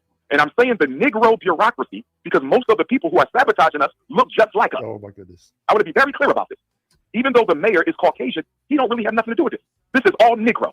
Now, the L&I commissioner, I believe he's a Latino gentleman. He's the only person involved in this who's not black. Everybody else sabotaging us is black. So let's look at this, Bob. $30,000 in water. We get our water bill every month for both schools, because remember, we got two. Mm-hmm. Our water bill combined every month is about $3,000. Baba, we don't use no water. Mm-mm. We don't use no water. But I'm being told you still have to pay this because of sewage and rain. In other words, when it rains and the water runs off of our building into the drain, we got to pay for that. Mm. So $30,000. So they said you got to satisfy this bill, Baba. This is a letter dated March the 7th. You got to satisfy this bill, or we're going to get a judgment against you at Superior Court, and we're going to do a sheriff lien and sale, right? March 7th. So guess what I do, Baba? Okay, he told on himself, if you don't use water, that's proof that the school building is not open. because you don't have a functioning school and you're not using water. So, if you're not using the water, first of all, just because you're not using the water does not mean you don't have to pay the water and sewage. I mean, there has to be some usage to get a water bill. I've seen videos of him being in the school building, as recent as 2 years ago, where he actually turned on the water. Y'all remember, this fool didn't pay water bills for 2 years. He allowed that to back up for months. And he's talking about we don't even use water. Okay, so more proof that the school buildings are not open for use. But you're only going to generate a water bill if you're using water. He's such an idiot. We pay off the $30,000 in water that we should not owe because we don't use any water. We pay it off. The whole thing. Boom. That's out. So what are we left with, Baba? We're left with vacant property registration fees, which are $5,000 a year, and we owe them for 3 years. So that's $15,000 for the Frederick Douglass High School. That's $15,000 for the Marcus Garvey Elementary School. So that's $30,000. And then whatever was left after that, Baba, that's just little hit and miss fees. That ain't nothing. So basically, you were dealing with water and vacant property, neither of which we should owe. Why? Because we don't use no water. And as far as vacant property goes, Baba, they should have retroactively applied our 4-year vacant property registration fee. And if they would have retroactively applied it, Baba, we would have owed zero. We would. So we just paid the city of Wilmington, Delaware, $70,000 in nonsense fees. Now, it gets worse, Baba. Guess what they decided in 2023? The City Council of Wilmington in 2023 decided to raise the vacant property registration fee. If your building has been vacant for 5 years, they decided in 2023 to raise the vacant property registration fee from $5,000 to $12,000. Wow. So that's proof that his buildings were vacant for 5 years. We're in the year of our Lord 2025. These buildings were acquired under FDMG LLC back on 2019. That's 6 years. That's why it went up. Because upon the fifth year that FDMG acquired those 2 buildings, that they sat there and they were not occupied. He is literally telling on himself and not even smart enough to realize that. So hence the vacant registration fees go up because the buildings have sat there for at least 5 years unoccupied, not in use. You think that they're supposed to just let 2 bandos sit there and not collect taxes on it when they could be of good use to anyone else? Why have these buildings in your possession if you're not going to use them? The city can make good use of that with anything else that can help them generate revenue. Unbelievable. The 12 grand is because they could be collecting taxes on an actual functioning building or lot or space or whatever it's for. But no. They letting you sit and hold 2 bandos and you think you're not supposed to pay anything for the buildings. This is how you know he's not taking this shit seriously.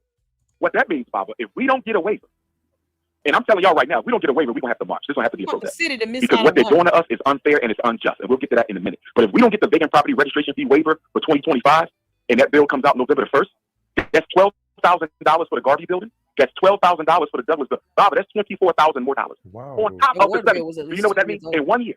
In 1 year, we would have paid the city of Wilmington government almost $100,000 on nonsense fees, Baba. Nonsense. And I'm calling them nonsense because we shouldn't have to pay them at all as a nonprofit building a school to improve a neighborhood that is impoverished. This is crazy. $30,000 in water. We don't use no water. What? $30,000 on vacant property registration. We should have had our waiver. And now y'all jumped the price up from $5,000 a year to $12,000 a year going forward, which means we will owe $25,000 at the end of this year for vacant property. That's 70 and 25. That's $95,000 we just threw away on nonsense fees. Was the water being metered? The water is metered, and when you look at the meter, Bob, because we're not in there, it shows no usage. It shows no usage. But that's again, I was told you wouldn't get a when bill. it rains, the water runs off your building into the drain. You have to pay for storm water and sewage. Wow. So we don't have no sewage. How do they measure that? I think it's a set amount. I don't know how they do it. It is a mystery. I still don't understand. That's not a mystery. You got to be kidding me. How can you owe that much money? This is how you know he does not pay bills in real life either. That is not how the actual water bill is accrued and calculated. And the bill itself did not specifically say storm water. And let's not forget The last time he was inside of the school of the two buildings, he actually turned on the water. All those times he was so-called fake painting and doing a fake job, giving off this facade that he was doing something. You got to imagine people in the building that was doing whatever they were doing, using the actual water, like going to the bathroom, washing their hands, stuff like that.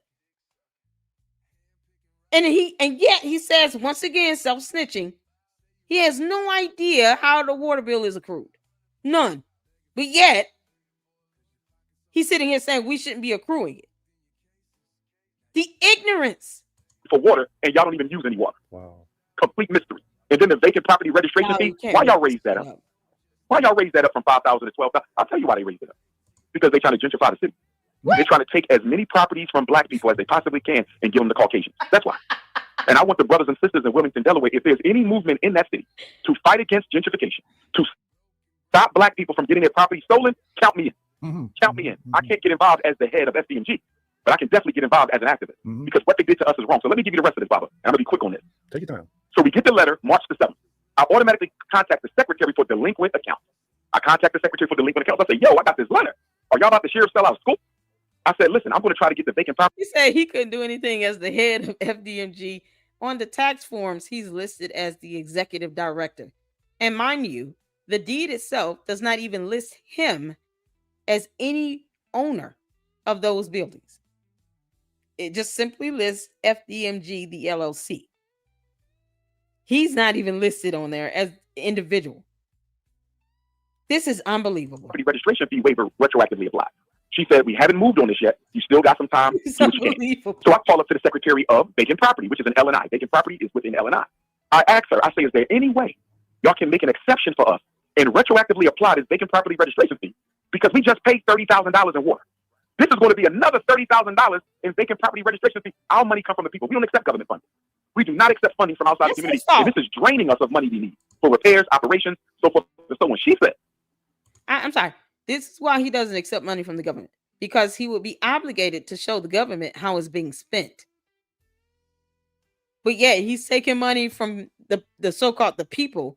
He's collected over 1.67 million. What is $12,000? He should have been able to pay that with no problem. Mind you, he still has not shown any receipts or proof that he himself paid it. Because what's in the court docket activity is that it was paid by the power of attorney, Colleen Redmond. It does not, he has not shown any receipt or proof that he himself, as the executive director of FDMG LLC, paid any of that money out of his own pocket, because he was lying, talking about his accounts were frozen. So how exactly was he going to pay it anyway? He claimed his accounts were frozen. Mighty ironic. But he knew about this issue going back to April, according to the emails from the city, which I'm personally more prone to believe. I'm prone to believe a dog barking over him, and I can't understand dog bark. But I would rather believe any dog barking to be the truth before I believe any word that comes out of Umar's mouth. This is so disgusting. He just, yet and still he thinks that, somehow he's righteous. Send me what you can. Send me some pictures of the school showing that the work has been done. She said, I'm going to see if we can do anything about this. This is what she tells me on the phone about. She doesn't call me back, so I'll call her back. In fact, I was harassing her. I probably called her at least 6 times. I emailed her April the 1st. She did not respond. I emailed her April the 4th. She did not respond. I emailed her April the 7th. She did not respond. I emailed her April the 16th. She did not respond. And after every email, I called her to get an update on the status of the possibility of them retroactively applying our vacant property registration fee 4-year waiver for nonprofits. Are you with me so far? I'm following it. Okay. On the phone, Baba, she's telling me she's going to get me an answer, but she's never calling me back, and she doesn't respond to a single email. I want to say something right now, Baba, that is key to this whole story, and I need your listeners to understand it, because the deputy chief of staff for the city of Wilmington responded to a random YouTuber who doesn't even live in Delaware. The deputy chief of staff responded to an inquiry from a random YouTube hater of mine who doesn't even live in the state of Delaware. But we responded to you. Yes, he responded to the YouTuber, not to me. And he told her he lied on me. He lied on me.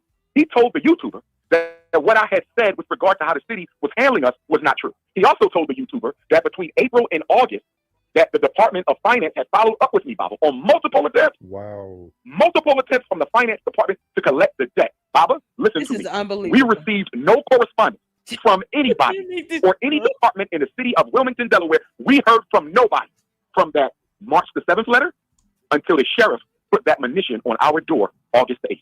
That is 5 months, Baba. March the 7th to August the 8th. That is 5 months exactly. If they had responded, they would have had a paper trail. Nobody. Say that again. If they had responded, they would have had a paper trail. Thank you. Think, show right? me where y'all responded. Baba, they basically ignored us. First of all, show us the emails you sent to them or proof of the call log.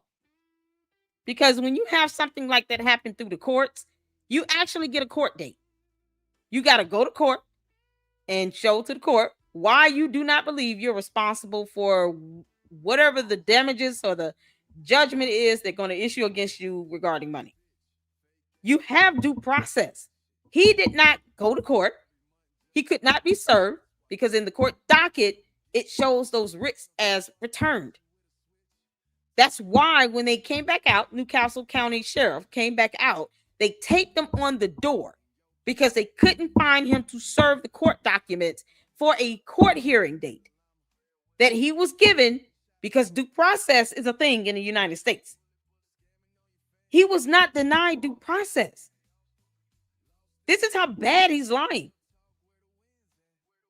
And he's almost, it's like he's accusing the courts of not giving him due process when they did, and they can prove it.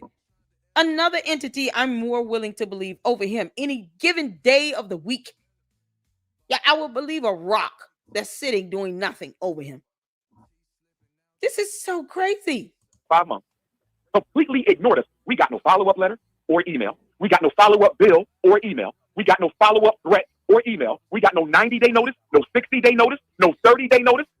Nobody said we're going to Superior Court or sheriff on August the 5th. Nobody, Baba. We heard nothing from the city of Wilmington for 5 straight months, but the deputy chief of staff goes and emails a YouTuber and lies on us, talking about there was multiple follow-up attempts from the finance department regarding the fee. That's a damn lie. There were no follow-up attempts because we heard from nobody. The only thing we got in the mail, Baba, from March the 7th until August the 8th, when the sheriff put that sign on our door, were the water bills. Wow. All we got was the automatically generated water bills. Nothing else about a sheriff's sale, nothing else about a lien. Now check this out, Bob. So you got water bills. That's proof you got documents. Issue with the deputy chief of staff's email to this random YouTuber is not only did he lie and claim that there were multiple follow-ups with us when we heard from nobody about anything from March the 7th until August the 8th when the sheriff put that sign on our door, but this is also a pattern with the city of Wilmington with regard to the FDMG Academy, Baba. They give out our information to anybody who calls. Wow. There's no privacy. There's no confidentiality. There's no discretion. Anybody who calls that city with questions about the school, they will tell them all of our business. This is how most of the haters have gotten the school's information because they voluntarily share information. What planet is he on again? Because it's not Earth. All of that is public information. You dumb goon. That is public information. Let me remind you all, his name is not listed on the deed. You're just the executive director. Information with people who don't even live in the city of Wilmington. They don't even live in the state of Delaware, and they just share out information. Is it public information, though? Say that again. It is public information. Yes. Some of it is public, but not all of it. All of it is. All of it. And in this case, Baba, he told a blatant lie. He told a blatant lie. He said from April to August, I'm quoting him from the YouTube video that somebody sent me because I didn't even know that he was communicating with a YouTube hater. He said, quote, from April through August, multiple follow-up attempts from the finance department regarding the outstanding fees. Baba, we heard from nobody at all about anything from the city of Wilmington from March the 7th until August the 8th. 5 whole months. Well, would that be defamation? And a lot of people, not a lot, but some people have asked me, what about your legal counsel and advice? What have they been saying? I'm working on that. And the reason I'm working on that, Baba, is I don't think this is going to stop until we push back. I think they're going to continue to play games with us. I think they're going to continue to be hostile towards us. Okay, when he got that water bill, why didn't he go to court and challenge it? Well, why wouldn't he not go to court?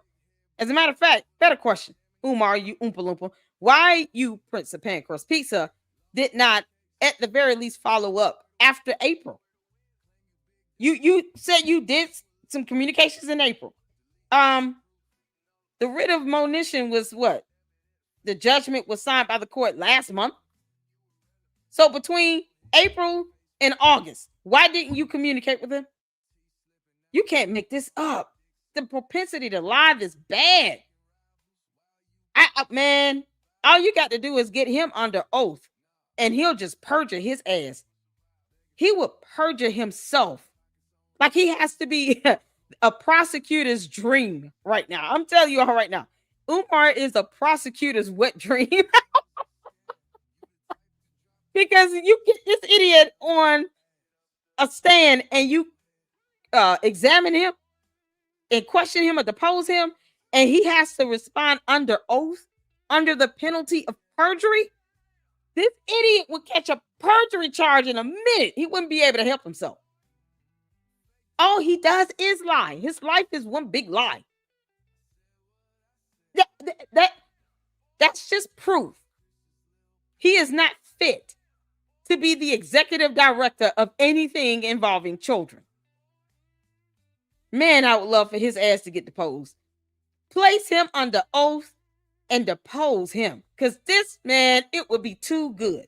They're going to continue to be negligent towards us, and they're going to continue to discriminate against us. So let me fast forward.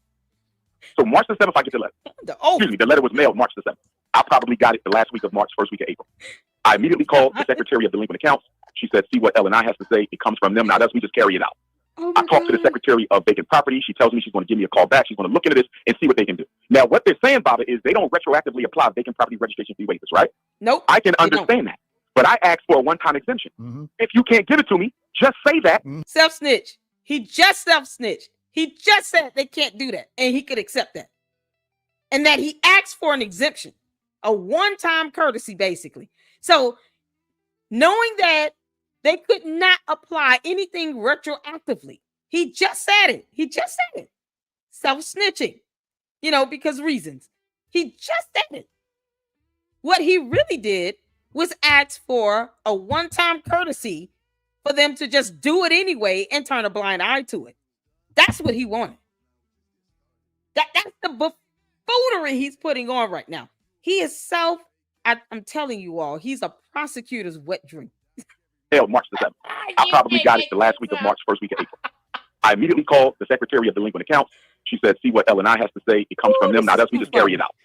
I talked to the Secretary of Vacant Property. She tells me she's going to give me a call back. She's going to look into this and see what they can do. Now, what they're saying about it is they don't retroactively apply vacant property registration fee waivers, right?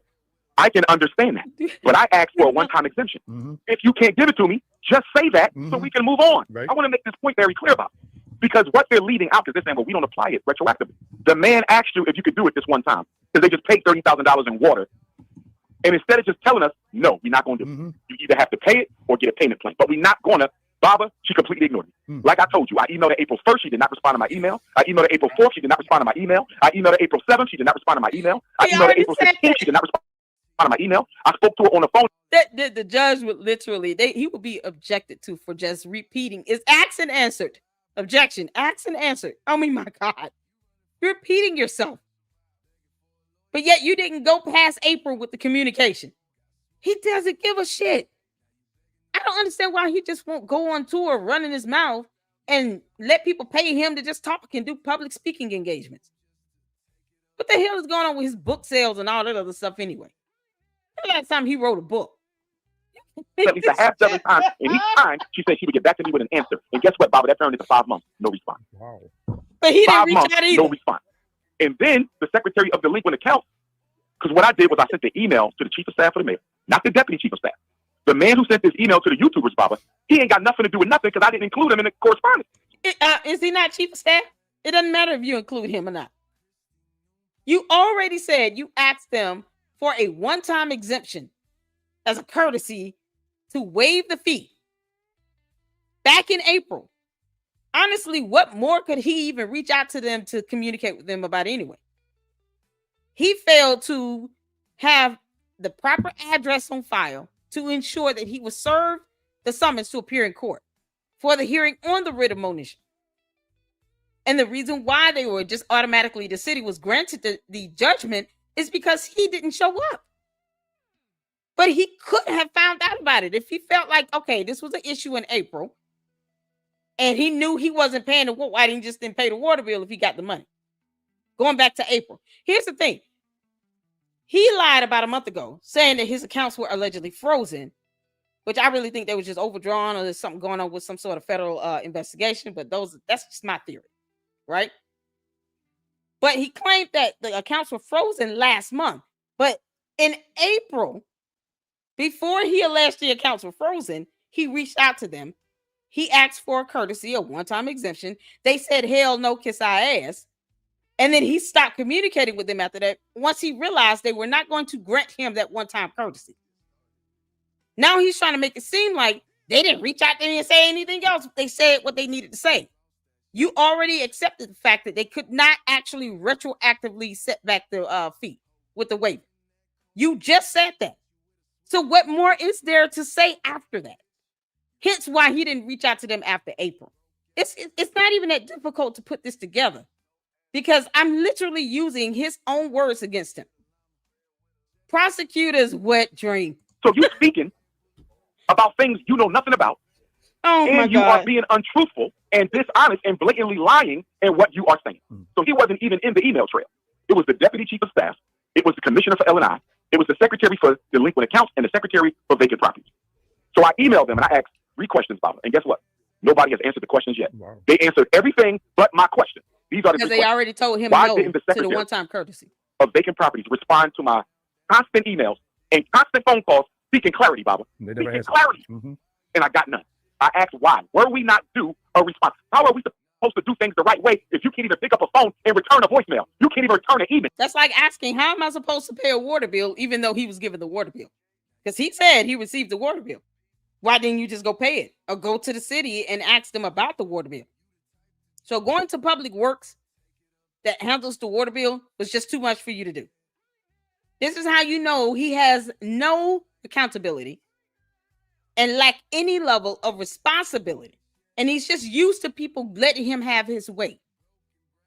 He's been pimping himself off of his notoriety for over 11 plus years to get away with not having to be held accountable or responsible. Yeah. I asked, why did we get no response for 5 months? I got no answer. And then I asked, why didn't we get any follow-up mail, Baba, from March to August about the sheriff lien? Because here's what I was thinking about. My thought was this. They're not responding to my emails. They're not responding to my phone calls. So because we paid $30,000 in water, half the debt was paid, I assume they're going to leave us alone. Does that make sense to you, Bob? I would thought, but if they are in a state of war, none of that makes sense. They want you to fail. I want you to follow my logic. Okay. In other words, the person responsible for handling this for us refused to call us back and refused to respond to an email for 5 months. Yeah, they have begun their cover up. Because they refuse to keep repeating themselves to you, who refuses to accept the fact that they basically could not give you a waiver and set it retroactively back. You got the water bill. They had already told you they could not do the retroactive waiver. So those are the 2 most important things. You notice that he continues to repeat the lie, but when it comes to him, like with the information being made available to the public, some of it, but not all of it. Okay, so what part is available to the public and which part is it? And then this David guy here that's interviewing him is the absolute worst. You are a grown man, Father Christmas. Why are you letting another grown man overrun your radio interview on your station and peddle this nonsense with no pushback? Okay, what parts are available to the public then and what part is not? This is, once again, he said he doesn't even know how a water bill is accrued. But yet he got the water bill and he still didn't pay it because he didn't have the money. And then tried to turn around and lie when he realized, oh shit, they're about to hit me with this writ of monition. Let me come up with something. Just like with the vandalism with the school when it was supposed to allegedly open last year. So that's what he did. It's like, okay, let me create a spectacle and get ahead of it by saying my accounts are frozen. Because the first thing people are going to do is ask, why didn't you pay that shit back in April then? That water bill did not accrue over 30 days. That water bill, the sewage bill, had accrued over months. It was in the thousands. And mind you, 2 different parcels, 2 different pieces of land. Both of them over into $6,000-7,000 for the water in the sewer. The water bill was like $1,700 on one, couple thousand, and the other one is a few thousand. But that's not something that you can accrue just in a month. When I pulled up the bills, it was dated to April of 2022. He knows that he have water bills to pay. You're not exempt from paying utilities, but he already told on himself. So, you know, I mean, if he try to take somebody to court, good luck to that, because this whole video would be used against him in the court of law. Clear on that, because they're not addressing that at all. The L&I commissioner completely ignored the question. The chief of staff for the mayor completely ignored the question. The secretary for vacant property, who's the one responsible for ignoring me, she ignored the question. And the secretary for delinquent accounts, it was not her responsibility, because all she does is carry out, you know, whatever is owed, she got to carry it out and collect that debt. Where I took issue with her at, respectively, is because in her email, she says she told me that they had initiated sheriff sale process on the phone. No, she did not. That was not true. That was not true. She told, and I have the email to prove it. Because in the email she sent me, the email is there. She says, I'm waiting to hear back from L&I, just like you are, to see what we're going to do, because I was going back and forth between two secretaries, Baba, telling the secretary of delinquent accounts that the secretary of vacant property says she's going to look into this and get back to me. So she says, okay, you know what I mean? Let's just see what she says. I said, should I pay anything? I got the emails, Baba. Should I pay anything right now? He says, hold off until we get an answer from them. Baba, we never got an answer from them. And to this day, it's still no one is answering. And yet he never called back. Well, I put him in the email chain. So we've been going back and forth in the email, respectfully back and forth, but nobody's answering my question. Question 1, why did I never get a response to my emails and phone calls? Question 2, why was there no follow-up correspondence about the sheriff's lien and sale? Baba, all you had to do was call me and say, listen, Doc, we know you paid $30,000 in water, but if we don't get that other $30,000 in vacant property, we're going to have to sell.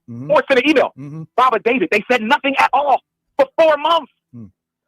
And neither did you. Now, I'm home chilling, and I start getting text messages from my supporters. Dr. Umar, the struggle streamers are on YouTube, and they have a letter claiming your school is going to be sold in 20 days if you don't pay off the full balance.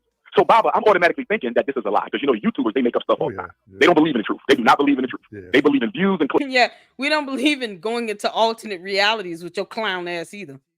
Well, what we do believe in is documentation. So let me just show you all this real quick, just so y'all can, you know, understand where I'm coming from when I say his ass is not on the deed.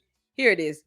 Shout out to Lennon Honor for sending me a copy of it. I included the same deed in the video analysis that I did between I Promise School and FDMG. Yeah, as you all can see, the two parcel numbers, the Ward & Taylor LLC that prepared this document returned to, look, FSMG Academy, then the P.O. box on here. Now, what the sheriffs cannot do is serve court documents to a P.O. box. You need the physical address. You need the physical address on file. And because he refused to accept any service for the actual court hearing, the judge automatically granted the judgment in favor of the city. But he was aware that he had a court date, because there's no way in the world he did not get something, some word. Now, this is going back to February 6th of 2019. Between K-12 Delaware RE LLC and the school itself, Inc., FDMG RBG International Leadership Academy, Inc., a corporation. This is between K-12 Delaware LLC and the FDMG Corporation, the LLC. He's not listed on here as an individual at all. Hence why he's just the executive director. Because if this went to him, his name would be here. That's the second part. You can't make this shit up. This is what we're reading here, right here. It is very possible to have your name listed on a deed if you bought a building or a piece of property. But he's not listed. He's only the executive director. Look at his tax documents. He's listed as the executive director. But his name is not on here as owner. Definitely not having this deed in his actual name. It's in the name of the school. This is insane. All he had to do was go to the courthouse, go to Public Works, and figure out what was going on with the bill back in April when he got the water bill. Nope. Too much like right. Plus, he lacks fundamental reading skills. And they will make up anything to satisfy your audience so they can get their views and clicks. So I'm thinking it's a lie, Bob. I'm like, we ain't got nothing in the mail. I just checked the mail yesterday. Baba, I was just down there. I was just down there crazy. to check them in. So, because this could be true, I call a Garveyite sister in Wilmington, Delaware, who lives near the school. And I said, and I also text my brother Kev, and I text one of my neighbors. I text 3 people asking them to go past the school and see if there's another set of paper on the front door, because the haters, Baba, stole the set of sheriff cell paperwork off the Frederick Douglass High School doors. They stole and sent it to YouTube. You feel me? So that means there's another set on the Garvey building. So I hurry up and ask 3 people, can you please go past the school and see if there's another set of paper? I need to know if they're lying or if this is true. So the good sister, bless her heart, she went and got the paper. She said, Doc, I got it. She took pictures of each page. She sent it to me, and I saw it for myself, Baba. It was real. If you don't pay off this money, we selling your school in 20 days. Baba, let me ask you a question. How did we go from April the 1st? Can I get a one-time waiver exemption applied retroactively? Because if they do that, Baba, we owe nothing. She said she's going to get back to me. I had the same question about the RBG acronym. It stands for red, black, green. I guess it's supposed to be the colors of Africa or something. Never mind the actual countries inside the continent of Africa that have different flags and different colors. But yeah, red, black, and green. I don't hear from nobody from April the 1st until August the 7th. That's no mail comes from the March 7th letter 14. until August 8th. So if you're counting from the last time we received correspondence, Baba, that's March the 7th, 5 months. If you're counting from the last time I spoke to somebody on the phone, that's the first week of April, 4 months. No matter how you cut the cake. We did not hear from the city at all from 4 months to 5 months. Now, why didn't we hear from the city? Shouldn't we have gotten a warning? Shouldn't something have been sent between March the 7th and August the 8th? I don't know, Baba. What do you think? Should have gotten some advance notice.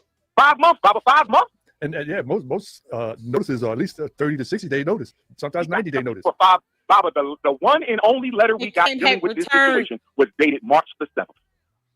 How old is this David person? He looks too old to be this foolish.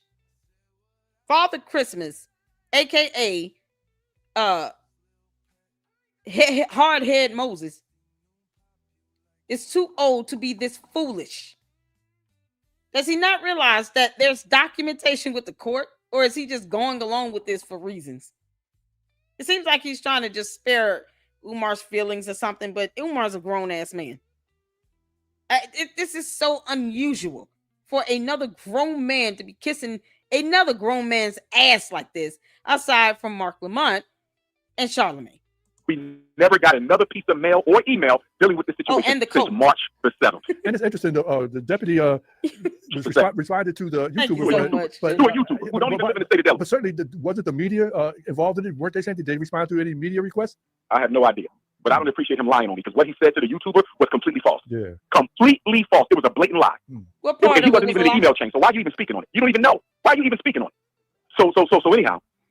He's mad because the dude told on his ass. That's what he's mad about. I'm still waiting for him to point out which part was the damn lie. Executive director. I get that. I automatically, that's why I emailed the chief of staff, commissioner for L&I, secretary for vacant property, secretary for delinquent accounts. Hey, what's going on? Y'all didn't say nothing to us for 5 months. Remember, Baba, they're not communicating with us, so we don't know what's going on. She won't call me. She won't respond to an email. You see this? And now check this part out, Baba. This is going to be real interesting. When I first emailed her October 14th, remember, we don't get the letter till March the 7th. When I emailed her October 14th about the waiver, I automatically submit the waiver. The waiver letter. It's not a form, it's the letter. I sent it. She said, well, you got to wait till you get the bill and make sure the bill number is on it and make sure it's in a Word document. And we just talked about that earlier. What difference does it make? What difference does it make? If it's a Word document or in the email, either way you got to print it out. Either way it's in text. What is the problem? Because you don't want to process my waiver. And maybe that's why she never called me back. Maybe that's why she never responded to none of my emails, and nobody has addressed that yet. I ain't heard a word yet on why we were ignored for 5 months. I ain't heard a word yet on why we didn't get any communication from any department at all about this intent to sheriff lien and sell our schools. Check this out. You can't make this. If we don't get that notice on the front of that door that night, our schools would have been sold, and we'd have not even known until they were gone. Wow. That's a lot. Think about that, Bob. Not a phone call, not an email, not a letter in the mail. They went behind our backs, knowing we were waiting for some feedback from L&I vacant property secretary. They went behind our backs, no information at all from anybody for 5 months, and they go to the sheriff. They go to the court, get their judgment, and go straight to the. Who decided to go to court on August the 5th? Yeah, I thought that they had to legally. I thought they legally had to. What was it about August the 5th? The judge. Who decided to go to court on August the 5th, and why did y'all choose? The judge chose that date because that was the available date on their calendar. You moron. He knows nothing about how courts work. The fact that he was actually given the opportunity to participate in a hearing, had he had an actual address, a physical address with the courts on file, Goes to show he did not handle his business. They cannot serve you at a P.O. box. You have to have a physical address on file with the court. He's an idiot. David asked him about attorneys. Where are your attorneys at, Umar? First of all, how could you afford to pay an attorney? That's question number one. Because attorneys are expensive. You run around here talking about your accounts allegedly frozen. You definitely cannot afford an attorney. But that's your fault. You grown.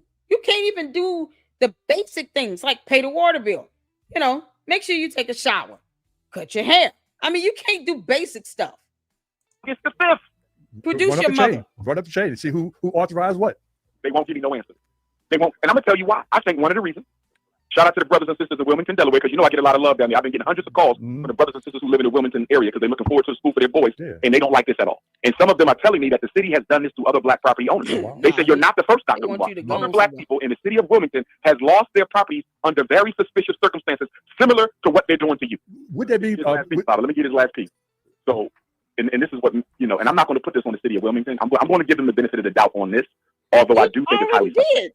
Before you went to break, I raised the question.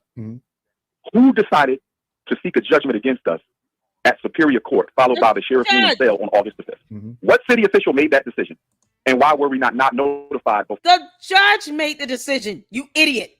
When it comes to a writ, the judge is the only authority that can grant the writ, that can sign it. In the courts, that's the judge's call. Why don't you go to the judge with all that energy and all that air in your chest? I dare you, Umar. Go to the court and try to cuss that judge out if you want to. Please, God, let that happen. Yeah, no, this will be good for him. Go to court. Go confront that judge. And make sure you do it while they're in a hearing. Just bust into the courtroom and try to confront that judge talking about who gave you the authority to sign this writ of monition and to grant the judgment. Why don't you try that with the judge itself? We're all waiting for that to happen. That would be, yeah, you should do that. Make sure you're live streaming it when it happens. Or during or after, right? Right. The reason I asked that question, Baba David, not only did they ignore us completely for 4 to 5 months, lock him up. right? 4 months since the phone call, 5 months since the last correspondence by mail, but the reason it's so suspicious, the August the 5th judgment and sheriff lien date is so suspicious, Baba, because our bank accounts were frozen. Wow. Yeah. So you mean to tell me it's been 5 months since your last correspondence to us, and it just so happens that the date you choose to go and get a judgment against us to sell our schools coincides with the exact time that our school account is frozen and we can't touch it. Well, you know, you've often told us about a shadow government, both nationally and locally, with city government, state government. There's always a shadow government that runs things and have their fingers on things. That's too much of a coincidence. Right. I'm not going to put it on them because I can't prove it, but that is too much of a coincidence for me to overlook. So, once again, self-snitching. He can't prove it. He can't prove anything. What they can do is prove that they communicated with you with emails, you know, exhibits that could be used as evidence in the court of law against you. You didn't even have a physical address on file, you thunkhead. Yeah, Umar is a whole alien from outer space that loves black magic and voodoo. Can't access the school money to pay us right now. And it just so happens at the very time this happened, we want to try to sell a school building. I think it was coordinated, but I'm not going to put that piece on them because I can't prove it. But make a long story short, Baba, we was able to get the money and we was able to pay it off completely. Okay? But when you go to the city's website, it says that we took out a payment plan. We didn't take out no payment plan. We paid the whole amount. Now, don't get me wrong, Baba. For me, it's not a big deal. But because y'all like... Hold on. Till Mark Lamont, you clown number 2. Mark Lamont said that there was a payment plan. And I pulled up the court docket activity where it literally said that it is paid in full. That it was satisfied. Judgment satisfied, paid in full by Colleen M. Redmond, the proof the notary, aka power of attorney. Where is your receipt, Umar, that you pay any money out of your pocket, out of your alleged frozen accounts? That you paid it. Because no, there is no payment plan. He's still self-snitching. There's no payment plan. So no one should be running around talking about, oh, he has a payment plan. He said it himself. There's no payment plan. And it's also in the court docket activity. No payment plan. They would have indicated that in the court docket activity. Otherwise, it would have been false and misleading, and they would have had to take it off the record. So they have to be specific. If he had a payment plan, you will see that in the court docket activity. What you see is judgment satisfied. So why did he turn around and ask for money when he know he had paid it off in full? Why is he still operating as if he has a payment plan or still needs to pay something towards that? Why is Mark Lamont running around here talking about he's on a payment plan? He said it himself. It's paid in full. School money to pay us right now. Mm-hmm. And it just so happens at the very time this happened, we want to try to sell a school building. Mm-hmm. I think it was coordinated, but I'm not going to put that piece on them because I can't prove it. But make a long story short, Baba, we was able to get the money and we was able to pay it off completely. Mm-hmm. Okay? Mm-hmm. But when you go to the city's website, it says that we took out a payment plan. We didn't take out no payment plan. We paid the whole amount. There you go. Don't get me wrong, Baba. For me, it's not a big deal. But because y'all like giving our business out to the public. You're talking about it's not a big deal. And yet he can't prove he paid it. It is a big deal because you went asking for money after that. Sure, the information is accurate. Why does it say we entered into a payment plan? Misinformation. Into a payment plan. We paid off the whole judgment. Where is that? So whose name was on the notice when, for the final notice? Who signed it? Who authorized the it? notice that was on the school building? Yeah. I think it was the sheriff's name. But remember, the sheriff does do what they're supposed to do. You see what I'm saying? Right. They get orders. Sheriff just do what they're supposed to do. Even with the Secretary of Finance, I don't hold her to accountable, Baba, because she just does what she's supposed to do. I just took issue with the inaccuracies in her email where she said that she told me they had started the process, and she did not say that. She said it had not started yet, and I got the email to prove it. She also said that her boss told me we couldn't do a payment plan because the schools have been vacant too long. That is not true because she gave me a payment plan. She sent me a payment plan. I just didn't move on it, Baba. Why? Wait a minute. So either you have a payment plan or you don't. Now the court docket says it's satisfied. But didn't he just say it was paid in full? Now he's saying that they had a payment plan. He is literally contradicting himself in the same statement. I'm saying, right? They get orders. Sheriff just do what they're supposed to do. Even with the Secretary of Finance, I don't hold her to accountable, Baba, because she just does what she's supposed to do. I just took issue with the inaccuracies in her email where she said that she told me they had started the process, and she did not say that. She said it had not started yet, and I got the email to prove it. She also said that her boss told me we couldn't do a payment plan because the schools have been vacant too long. That is not true because she gave me a payment plan. She sent me a payment plan. I just didn't move on it, Baba. Why? Because we just paid off $30,000 in water, and I'm going to try to get the vacant property fee registration waiver applied retroactively, and then we could talk about doing it. So that could have been why it was on a website that you had a payment plan. The question is, how long was that post put up on any website that there was a payment plan in place? So to say that that was a complete lie, no, at one point you were offered a payment plan and you didn't pay it off until the judge had signed the writ. This idiot is literally lying in the same statement. Payment plan. You feel me, Bob? I want to get that God, he has to no reduce soul. the balance. So have they unfrozen your accounts? I don't really hold her to responsible except for those two untrue statements in her follow-up email. Go ahead, Bob. I said, have they unfrozen your accounts? Yes. Wow. Okay. Yes. Why were they frozen? So now, we have a new account. So for brothers and sisters who want to donate. Okay, so there was a hold on, stop right there. See, y'all, I tell y'all, he's a prosecutor's wet dream. Do you know how easy it would be for this idiot to perjure himself? Do you all see what I'm saying here? It would be so easy to get him to perjure himself. You wouldn't even have to think hard about it. He is literally contradicting himself from breath to breath. Hold on. $30,000 in water, and I'm going to try to get the vacant property fee registration waiver applied retroactively, and then we could talk about doing the payment plan. You feel me, Bob? I want to get that rectified first to reduce the balance. So have they unfrozen your accounts? I don't really hold her to responsible except for those two untrue statements in her follow-up email. Now, go ahead, Bob. I said, have they unfrozen your accounts? Yes. Wow. Okay. Yes. So now, we have a new account. So for brothers. Okay, so they unfroze the two old accounts allegedly, and he now has a new account. If you got a new account, then you can't say that the old account was unfrozen. You have a new account, which is exactly what I said he would do. All he had to do really was just go to another bank and open up a new account. One thing he can't do is open up an account if it shows up on his credit report that he owes money to another bank. So if he tried to open, or even if he tried to open an account with the same bank, they won't do it if you have an overdrawn or overdrafted balance. If you're in the negative, you got to clear that balance out first before they open a new account. And if you have a pattern of behavior, a pattern of allowing your accounts to be overdrawn and all this other stuff, and you owe money to the bank because you overdrafted, that shows up on your credit history. They report that to the credit bureau. So his credit will be shot to hell if he's going from bank to bank to bank to bank, opening up all these new accounts every time something happens with the other one.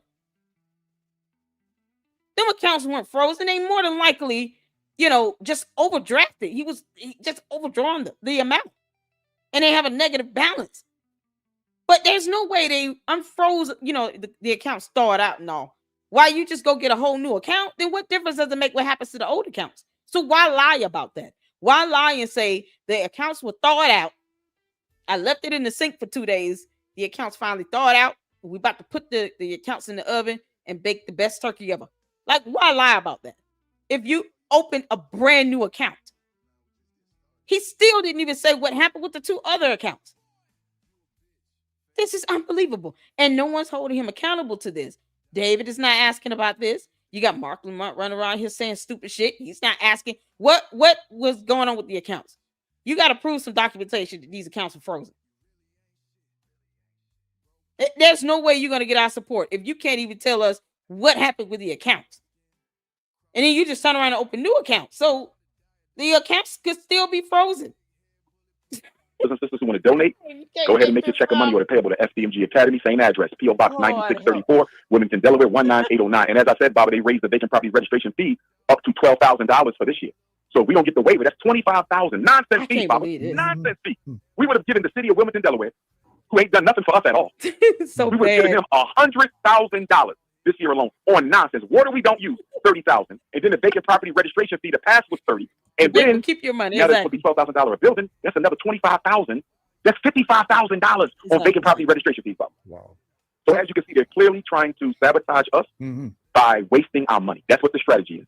So did they say why? I would love to know why they decided to raise the vacant property registration fee, Baba, from $5,000 to $12,000. That's a $7,000 increase, Baba. But it wasn't just for you. $7,000 increase. Yeah, but it wasn't just for you. It was for all vacant properties. It was for vacant properties that's been vacant for at least 5 years. Right. So, but you don't raise them prices, Baba, without a reason. And why did you raise them by so much? Because you're costing them money. Because the city needs to earn revenue somehow. Because you're sitting on 2 bandos where you're just listed as the executive director. Just as an FYI, let me just show you all what I mean by that. If y'all look down here, let me draw your attention to this. Signature of officer. I'm not calling him a doctor. Umar Johnson, executive director. Because you can't make this up. Executive director. He's not listed as a president or a CEO or anything. Executive director. And then when it comes down to like the staff listed, he's the only person on here listing himself as some sort of employee or holding some position in FDMG. Only person that's listed. Y'all see that? 1, Umar Johnson, director. Umar Johnson, director. But you got an option to list yourself as highest compensated employee, key employee, officer, institutional trustee, individual trustee, or director, former. He has options to list himself as the president. He's listed as director. You can't make this stuff up. Oh my God. I just had to throw that tidbit in there so y'all can see I'm not making it up. Gentrification. Gentrification ain't got they want those investors to come in and take all the vacant properties. So where we at now, Baba? Because I'm not letting this go. I don't blame you. They tried to steal our buildings without even telling us. I'm not letting this go. So because I didn't get no direct answers from the chief of staff, but I will have to get back in touch with the chief of staff because I need to know why his deputy chief of staff is giving out misinformation to the public. Yeah, that ain't right. I want to know why his deputy chief of staff is blatantly lying on us. Blatantly lying. Yeah. Okay. No evidence. But then I also I contacted the city attorney, and guess what they told me? They said, we did not handle the paperwork for your lien in judgment. Wow. So if y'all didn't handle it, who did? Yeah. The court, the judge in the court. Is he, y'all, all of this, he has yet to try to even go off on the judge. I dare you, Umar, to go to court and to confront that judge that signed that writ of monition against you. I dare you. I double dog dare you to go to that courthouse and to try to confront that judge and make sure you're live streaming your dumb ass when you do it. I got to get in contact with another office. So Baba, listen, this is what I'm going to do. Let me tell you what's the vision. Here's the vision. I think we're going to have to sue the city. Go ahead and sue the city. I don't think they're going to stop with the negligence. I don't think they're going to stop with the hostility. I think we're going to have to sue them. And I think we're going to have to protest them too. I think we're going to have to march on them. I don't see them stopping this because you're dealing with Negroes. You're dealing with Negroes who don't want me there. Now, I'm not talking about the people now. When I talk about the city, I'm talking about government. I'm not talking about the brothers and sisters in the community. They love us. We got nothing but love. Of course, there's a couple of haters in every city. Yes, I got haters there, obviously. But the general community, they support and love us. They donate to us. When I talk about the city, I'm not talking about the people. I'm talking about the government and the Negroes in the bureaucracy who are intentionally trying to sabotage us so we never open up because they don't want me there for their own personal reason. Maybe because I'm from Philadelphia. Wouldn't it be funny if everybody that worked in that department he's referring to were white? And they're like, is he calling us Negroes? Hey, the finance director, all these people he's naming that he's so-called been emailing. Wouldn't it be funny if they were Caucasian? He's talking about Negroes. You know how this small town thing goes. You're a racist, Umar. Here, let's sabotage others because they don't like what I stand for, what I believe in, whatever. Or maybe they just black bourgeoisie with an uppity Negro whitewash attitude. I don't know what it is, Baba. Negro peers. But hostility don't know how to from the city government since we bought the school. Let me go back. Let me go back. Okay. And remember the dumbass lie. I got my festival shirt on. The first festival, Baba, do you know what almost didn't happen? Because the secretary for special events, just like the secretary for vacant properties, was not returning phone calls. Wow. Same thing. We had to get an attorney. Wow. Our attorney in 2021 had to call the city attorney for Wilmington, Delaware, and ask him, why isn't this woman giving us our special event permit? Our festival is in 2 days. Wow. Where is our permit? We filled out the paperwork. She's dragging us. She's dragging us. And it was the city attorney, Baba, who forced the secretary for special events to process our payment. Process our paperwork. Guess when we got the letter? Guess when we got our permit? No, he's not a doctor. The same day, that morning. The day before. Yeah. If we didn't get that paperwork Friday, we would have had to cancel the entire festival because that woman wanted to sabotage us. You sure didn't. So wait a minute, Baba. Let's go to the next year. Festival 2022. It happens again. Remember, she told me that somebody else has already taken out a permit to have a festival in front of your school on your day. Remember that, Baba? Wow. Yes. Who was that? Did they say who it was? He requested a festival in front of your school. It's a permit. You can look it up online, David. Is David just aloof to life or what? He has to be all of what, 70 years old? Father Christmas sitting here with this army fatigue cap and, dressed like a 16-year-old with the long sleeve black shirt on top of the, underneath the white shirt, short sleeve white shirt. He's sitting here just aloof, not asking any follow-up questions. He's not asking anything along the lines of, okay, why were the accounts frozen again, allegedly? How do you not know that the judge signed the writ of monition? Are you going to go confront the judge? Please let that happen. She said, he's a clown. On this day. Wow. And I asked her, who in the hell is going to ask to have a festival in front of FDMG? Baba, we don't have no neighbors. We're the only people on the block. I've been there. That's right. The only people on the block. So who is asking to have There's a boys and girls club too. But I mean, you don't own the actual street. That belongs to the city. You don't own the street. You barely own the buildings. You're not even listed on the deed. You're just a director, Umar. You're just a director. A festival in front of our school on the same day as us. It had not even been advertised. Answered the question. Wow. She never answered the question. Wow. So guess what, Baba? The city attorney, once again, our attorney, once again, had to call the city attorney and make her give us a permit. Wow. I'm giving you these stories, Baba, because I want you to see that the city has been hostile. City government, not the people. I love Wilmington, Delaware, not the people. Yeah. I'm going to be moving to Wilmington, Delaware when the school ready, not the people. Yeah, I want y'all to note this. Earlier in the conversation, he said, when David asked him about the attorneys, he said, we're working on that. Now, all of a sudden, he's got attorneys. He said, our attorneys. He just said it. But earlier in the conversation, he said, we're working on that. The hell is going to ask to have a festival in front of FDMG. Baba, we don't have no neighbors. We're the only people on the block. I've been there. That's right. The only people on the block. So who is asking to have a festival in front of our school on the same day as us? It had not even been advertised. Answered the question. Wow. She never answered the question. Wow. So guess what, Baba? The city attorney, once again, our attorney, once again, had to call the city attorney and make her give us a permit. Wow. I'm giving you these stories, Baba, because I want you to see that the city... Who's his attorney? And I hope he's not talking about the power of attorney, because the power of attorney cannot represent you in court. So who is his attorney? He has been hostile. City government, not the people. I love Wilmington, Delaware, not the people. I'm going to be moving to Wilmington, Delaware when the school ready. Not the people. I'm talking about the government and the Negro bureaucracy. Not everybody in the government and not everybody in the Negro bureaucracy, but certain key people are definitely undermining us and sabotaging us. Not red tape, but brown tape. Let me give you one more, Bob. And then we can go to the phones if you want. Because we do have some callers. Yes, sir. This is my last comment. And for my brothers and sisters of Wilmington, Delaware, if there's anything you want to share with me, if there's any meetings about gentrification, if there's any way I can help black people save their properties in Wilmington, Delaware, please let me know. Because what they did to me, Baba, what they did to us, I think they're doing the same thing to black people all over that city. They're putting you in default. They're not communicating with you. And then at the last minute, they go and get a judgment on you and try to sell your building without you even knowing. I don't think we're the first. I don't think we're the first person. I think this is one of the scams.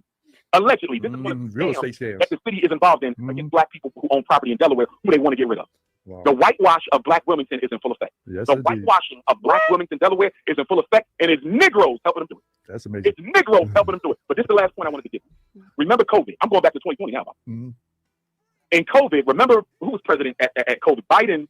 It was Trump, and then Biden took over. I think we were still in COVID. Right. No. Biden, then Trump took over. It was Trump, Biden, Trump. So in 2020, who was president? It was Trump. Yeah, he won the election in 20. Who won the election in 20? Trump did. Trump won the election in 20. He took his oath in January of 21. Is that how it went? Let me see. No, Biden was elected in 20, and then Trump won again in 24. Okay. Biden was elected in 20. Yes. Who gave us the quarantine? Why does it feel like Joe Biden gave us the quarantine? Because the COVID started in 19. The COVID started in 19. So it carried over from Trump. Trump was the president in his first term when it happened. And he told everybody. My bad. I said Trump. I meant to say Biden. But the COVID pandemic started in 2019 when Trump was still the president. And the quarantine, it just carried over because we had, 3 or 4 new variant strains of that? It took a couple of years for people to start back really getting, back into the full effect of going outside. You see, they're both stupid. Drink bleach. Biden took over in 20. Do that sound right? Yes. It was Trump, Bobby. I know. Trump was 17 to 21. That's right. COVID quarantine began around March of 20. It didn't matter who was president. I was just trying to remember who. It's irrelevant for the point I was going to make, though. The point I was going to make was this. Remember, nobody was allowed to go outside? That's right. Okay. When we were on quarantine, so mind you, this is the first year we owned the school, by the way. This is the first year we owned the school. When we were on COVID quarantine and nobody was allowed to go outside, the city of Wilmington, Delaware, through license and inspection, gave us a citation for high grass. Can I ask you a question, Bob? Who's supposed to mow the lawn? Allowed to go outside because we're on COVID quarantine. Why are you giving us a citation for high grass? They had the essential workers working, going out, giving out citations. Say that again. They had the essential workers going out, giving out citations. Okay, that's okay to have your. First of all, I didn't know citations was an essential worker. I didn't either. Hey, I thought essential workers were those who were absolutely necessary for safety and health. No, but citations are part of the income for every city. That's why they have tickets. But I don't think a ticket. I don't think giving tickets is an essential. I don't think so either. But hey, exactly. But here's my point. Even if it is possible, even if they say giving out tickets during COVID is an essential function of the city, I was not allowed to come outside because the president said nobody comes outside. That's right. That's right. So how in the hell are we getting a ticket for high grass, uncut grass, when I'm not allowed to go outside to cut it? Well, they look for every kind of way. Every kind of way they can get it out. But we got to call them. Wait. Okay, I'm not an expert of landscaping, but I can tell you this. You let that grass grow like that, and what you're introducing is all kinds of critters and everything else to be dormant in the grass. 1, 2, you don't need to be around people to cut the grass. You can go when there's no one else out there and cut grass. You're not, in contact with other people cutting grass. And 3, it brings down the property value and just the overall look of the city on that street. Why would you want the grass to grow where it looks like jungle fever? You don't know what's hitting in that grass. You don't know what you're introducing. There are other homes and buildings around. It's an eyesore. They have the right to say, you need to keep the property up and keep it decent. Why he didn't take his thunkhead ass down there and cut the grass his damn self? Or pay somebody to do it. My grass got cut during COVID. What the hell is he talking about? It's not you indoors where you're around, 200 people or something sharing cubicles or anything. You're outdoors. He could have went out there and cut the grass when no one else was outside. Hell, if he's going to go out there and film himself in the middle of the night not saying a word, he can get on a lawnmower and cut some damn grass. Just lazy as wow. I want to invite any of our other listeners if you want to call in 215. I'll close with this statement, Baba, before you go to the call. Okay. I'm just showing a pattern. Lazy. I'll give you one more and I'll stop. People dump on our property all the time. Oh, they throw trash all the time. Sure dumping. I contacted the city and said, because the city has trash cans that they give to their residents, right? Right. I said, can we have a few of those? Because your citizens, the residents are constantly dumping on our pool. Wow. And we got to clean it up and pay for it. Can y'all give us a few trash cans that y'all empty up when y'all come down and empty up the other street? You know what they told me? Absolutely not. That's your responsibility. So I just want to show a pattern of hostile behavior, negligent behavior, and discrimination, and I think it's going to ultimately land us in court. But before we go to that level, I want to exhaust every possible avenue on the municipal level to show that I tried to solve this problem within the city government of Wilmington, Delaware, before we take them to court. I got a few more people to email and ask for the intervention and opinion and investigation. And if I get nowhere with them, and I don't think I will, if I don't get anywhere with them, then the next level is we're going to have to take them to court for discrimination. We have enough evidence to prove it. Go ahead, Bob. I was saying No, there should be a lot of attorneys that would want to take this your situation on pro bono. Nah, Delaware is a small state, and you got to find somebody licensed in Delaware. Oh. First of all, it has nothing to do with the size of the state. It's the matter of whether you have merit to the claim. This idiot would not be able to state a claim to save his life on something like this. By the time they get through tearing his ass up, meanwhile, he doesn't even like receiving service. Even if he filed a lawsuit against the city, he doesn't even want to receive service. So what would be his argument? And how could he afford an attorney again? Because he said in the beginning he didn't have one. He's working on it. Now, all of a sudden, in the same conversation, he has an attorney. So what's the name of this attorney? And how could he afford an attorney? Because you got to get a retainment in place. And, yeah, I mean, he could keep grifting off of his, brainwashed cult members. But at the end of the day, what would be your statement of claim? You know what? I hope he does. That way they can depose his ass and put him under oath. Yeah, let that happen. So you can get deposed, Umar. And they place your ass under oath and ask you every question they can think of. And just stand there while you perjure yourself, you idiot. Are you willing to Go ahead and litigate on our behalf? Wow. And I can't seem to find a black attorney who has the guts to do it. Wow. So, we probably have to find somebody of another race, which is fine with me, as long as they can do the job. But you got to remember, a lot of people in this day and time with Donald Trump as president, and he's pushing his white supremacy rhetoric, a lot of people, fighting for black justice is not popular in the Donald Trump administration. And because fighting for black justice is not popular in the Donald Trump administration, there's not going to be a lot of attorneys stepping up to help us out. I ain't touching that. I just like to go to the phone line to talk to William. Good afternoon, William. How you doing today? Thanks for holding on. Yes, sir. How you doing? Dr. Umar, great man. Thank you for what you're doing for brothers and sisters of the day. But Dr. Umar, got so much respect for you. I've been following you the last couple of years. And I know that you're a truthful man and you expose people to the truth. And in doing that, you're exposing the system of how the people do things, how like white people do things, I'm going to say, or the people in power. Because to me, all white people ain't the devil and all white people ain't bad. But Dr. Umar, I'm just surprised that you're surprised about what they're doing now. And I'm listening to you, and I'm just surprised, and I know that they're probably listening because they like, well, what did you think? You've been exposing our game for years, and now you want to sit down and play our game. What did you think was going to happen? But you trying to put your name on something. I'm not surprised and everything. I'm not positive. And this is what I wanted to say. And I heard you say about at the end of your statement about now what you got to do is you got to go get somebody, a lawyer, probably a white lawyer or somebody to put their name up above you. No. Black people, the Negroes aren't good enough to be his attorney because, Delaware is a small state and all. Never mind the fact that there could be plenty of black attorneys there, but they're not going to do it for free. You will have to pay them whatever it is per hour. All those billable hours, you have to pay it. How are you going to come up with the money?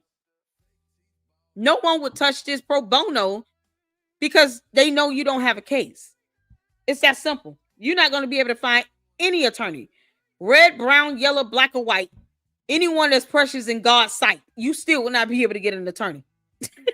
For this adventure that you're on, I would have suggested that had been done first because you done called the man out so many times, which is the truth, on their games and how black people in our country have been doing the wrong things. And now, you want to sit down at that table. But I think that you can get more when you put your name on something. You got to expect that that's the way they're going to rock and roll with you, And as far as Delaware goes, Baba, and I think going into Delaware. Can you hear me? I hear you.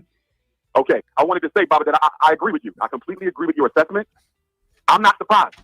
Let me tell you what surprises me. And I really can't be surprised at that either. So let me just say what bothers me, because I'm not surprised. You're right. Everything you just said, I co-sign. What bothers me is you had black people in the city government of Wilmington who knew that they were going to sell out schools without me knowing and didn't bother to send me a text message. They could have got somebody on the street and said, yo, They could have called a cousin, nephew, brother. Say, listen. The court is not going to send you a text message, you stupid moron. They're not going to send you a text message from the court. They try to serve you. They cannot serve a P.O. box, and you don't accept summons. Therefore, the only result was to paste the document, tape it to a door.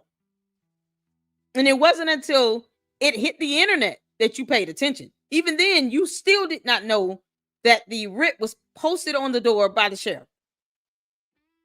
You had the opportunity to go to court and ask for a hearing, and you failed to do it. I need you to get in touch with Dr. Umar and let him know that they're about to try to sell his school. Nobody sent me no heads up. And that's what bothers me. I'm not surprised because I know how Negroes do in city government. But it still bothers you because I'm like, I'm doing this for our children. We don't get no money from the state of Delaware. We don't get no money from the U.S. government. We don't get no money from the city of Wilmington, Delaware. This is the people's money that bought them schools. The people's money that renovated them schools. The people's money that's going to operate them schools. And you ain't got enough respect for what we trying to do for our children that you're not even going to make sure I didn't notice that y'all about to try to sell these schools behind my back. And that's what bothers me. That black people would see that about to go down and nobody would say a damn word about it. Well, again, like I said in my post and I said on the show, just a brainwashing. The brain. Yeah, 6 years and you haven't opened the schools up. I mean, what difference would it make? They'll just be selling two bandos. Just because you painted the doors and put FDMG on it doesn't mean that it could not go up for auction if you don't pay the bills. If you don't pay the vacant registration fees. Just like any other abandoned building that's not operating. You're trying to take money out of the city where they could have a potential revenue, a flow of revenue through tax dollars on those two bandos. And you're just sitting on them, holding them as the executive director and nothing more. And all of a sudden, everybody else brainwashed except him and his cult following. The worst part about this is, he talks about trying to sue someone. And he wouldn't, it would be laughed out of court. I hope he does. So the city can make sure he gets deposed because their attorneys would be better than anything he could present anyway. Watching, simple, plain and simple. Some people just don't want to get involved. People kept telling me, "Why are you still supporting that man?" After 6.5 years, he's doing some great things in our community. That's why I support him. Whether he do the school or just child psychology, he's still doing wonderful things, and that's why I support him. And I will continue to support him, regardless. Dr. Umar says that he's numb to the criticism, but I just cannot get numb to it, and I just respond when I see negative comments about him. But I want to thank you, William, and I understand exactly what you're saying. We should be expecting these type of things because just like we talk about white supremacy, and they're doing what they should be doing as well, trying to support their own. And subvert what we're trying to do, but we have to be stronger. We need more people on our side instead of more of our people going on their side. That's plain and simple. It seems like they are recruiting a lot of our people to help them go against black people. But I'm gonna be honest with you, Baba. I don't even know if there's any white folks in this particular chain of events. No, they got their. Yeah, I think it's all black folks. The commission of L&I. Yeah. Everybody else is black. So how is it gentrification? A word that neither of them can spell or define. David can't spell it either or define it. Gentrification of black people? Does that make sense? Anti-black. You don't got to be. I mean, I'm sure the power structure is white. We know that. That's right. The mayor's white. I'm sure the high executive white. So we know that. But I'm saying this is not taking place at the top of it. This is at the bottom of the power structure where this is kind of taking place. Well, what do House Negroes do? There's people, big things happen for us who are sabotaging. That's like how she refused to put through my waiver request. Yeah. That email I sent her October 14th, that was an official request for a waiver. Why you didn't put it through? Or try to get you the permit for your it needs the bill number and the amount. You already know the bill number and the amount because it comes from you. And it's the same woman. Is that the same woman that didn't want to give you the permit for the festival as well? No, they're all different women, but they all sisters. You can work for the same system. But remember, the finance sister, the sister in charge of delinquent accounts, I ain't really she had some false information in her email response. She did have some false information in the email response, but she ain't false. She's not really adversarial. Yeah. The one over vacant property who ignored us for months and didn't process the vacant property registration fee waiver back in October. It would have been at courtesy you asked for. They said they could not do that. You admitted to that. The end. And this video could be used against you in the court of law. Here's why you will never sue the city. You're self-snitching all over the place. I suspect she may be adversarial. And the sister in charge of special events, I'm damn sure she's adversarial. She went home without giving us a permit, and the city attorney had to call her back in or make her boss call her back in and give us a permit. She went home for the weekend, Baba, knowing we have a permit. Wow. She went home for the weekend knowing we had a permit. She had to be called back in to get us our damn permit. Wow. We've been going through this since we got to school. Well, like you said, you don't think it's going to get easier. Yeah, it's not going to get easy. But I want to welcome Patrick. Patrick, we want to talk to you after you finish talking to Dr. Umar. Let's have a question or comment for Dr. Umar. Patrick, I don't know if you heard me, but we have Patrick. He's down there in Texas with his Sienna convention. But I still want to talk to you, Dr. Umar. So what now? So are you going to get a certificate of occupancy? Let me tell you what's next. Yes. Things are next. Yes. Number one. He needs an inspection. Okay, 3 things are next. Number one is I got to continue to seek due process against the city of Wilmington, Delaware, trying to sell our schools without any notification at all for 4 to 5 months. That's number one. This looked like this was a clear setup to strip us of our property without due process. So that's number one. I got to continue to contact all these different city officials to see if anybody's going to step in and say, wait a minute, this was wrong. This was wrong. This man emails you 4 times, you ignored him. He talks to you on the phone 4 times, you promised to call him back, you never did. And then for 4 to 5 months, he never gets no correspondence of any kind from anybody in the city of Wilmington, Delaware. And then we try to go to get a judgment on him August the 5th and take him to sheriff's sale, and we don't even tell him we're doing it. This ain't right. So I'm hoping somebody will step in and say that he was done wrong. This was wrong. Nobody's saying that. They're not even addressing the issue. The L&I commissioner sent an email about it, and he said, well, we can do a walkthrough of the properties and see what you need to get done in order to bring the properties into compliance. And then after that, we can do a payment plan.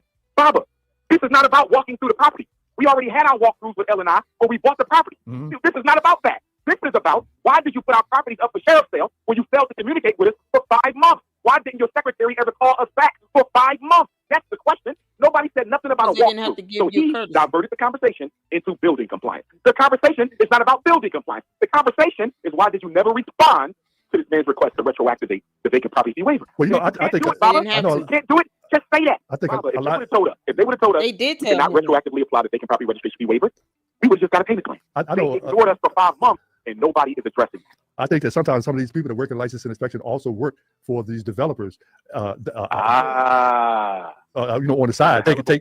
That's right. That's a hell of a point. That's right. You know, because I had one that do me. Conflict of interest. I had one do it to me. I had some contractors that was doing the building next to me. Then they went up on my roof to go across to get to the building next to me, and I had security cameras on the side of my building. And next thing I know, I look up and the camera was missing. I said, "Hey, where'd my camera go?" And they was all Mexican. Nobody spoke English. I said, "Somebody gonna tell me what happened to my camera. Ain't nobody been up on my roof but y'all." And they said, "Well," so I said, "Well, you better get your." I said, "I bet you when I call the police out here, somebody gonna speak English and tell me what happened to my camera." And then all of a sudden, my camera appeared. And so I said, "Well, I need to talk to your boss." And their boss, white man, came out and he said, "Well, what can I do to rectify this?" So I said, "Well, you know, I feel like David is making all that shit up.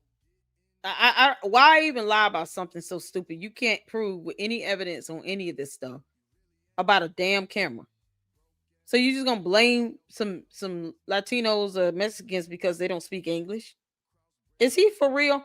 Father Christmas is a fool. He's a fool. Maybe give me some money for my pay to suffer." And do you know the license and inspection guy had a black guy had to come in. "Oh, you got to don't take advantage of this developer." I said, "Man, you got to be out your mind." I said, "He must be on the tape. Got to be on the tape."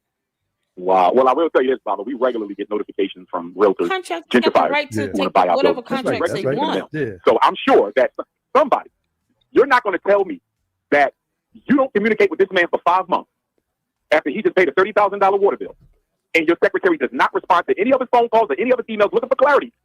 You let 4 to 5 months go by without no communication at all, and the next time you hear from y'all, there's a sign on the store, and y'all didn't even tell them that they would be one. So if a developer has his eyes on that property and he's working along with the inspector, I believe that can be true. I very much believe that can be the case. All right. I very much believe that I could be getting sold out by black folks trying to help somebody acquire our property. They're not going to get it. Right. I just hope I don't have to bring all my supporters to Wilmington, Delaware, and march on the city. I hope we ain't got to go that far. But I think for some Negroes, they got to see your power. Some people try that if you want to. Sticking with you. You know, I'm hoping we don't have to go there. I'm just there to open this school. I don't want to get involved in nothing except this school in Wilmington, Delaware. I just want to do a school for our boys. That's it. Just let me do my school. Stop sabotaging. Stop working against me. Stop ignoring my emails. Stop ignoring my phone calls. Stop lying on me for YouTubers. Stop choosing not to process my paperwork. Stop trying to get me on every little teeny-weeny technicality that you don't use on nobody else. It's just sad, Baba. I think that once you open up the school, it'll get better. It'll lighten up because they think that they have failed to stop you. David is a clown. I wish, and eventually, Baba, we don't have to go to the mayor because I have not gotten to the mayor yet because I want to go through everybody under the mayor. I want to respect his office. I want to respect his office. So I went through the chief of staff. I got no answers from him.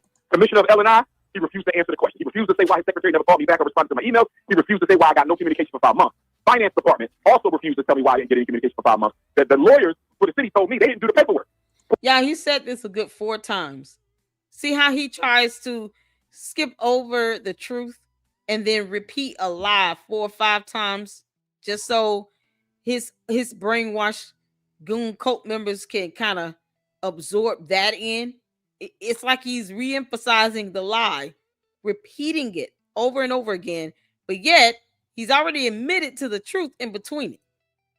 He already said they told me they could not retroactively, set the waivers back. I said, okay.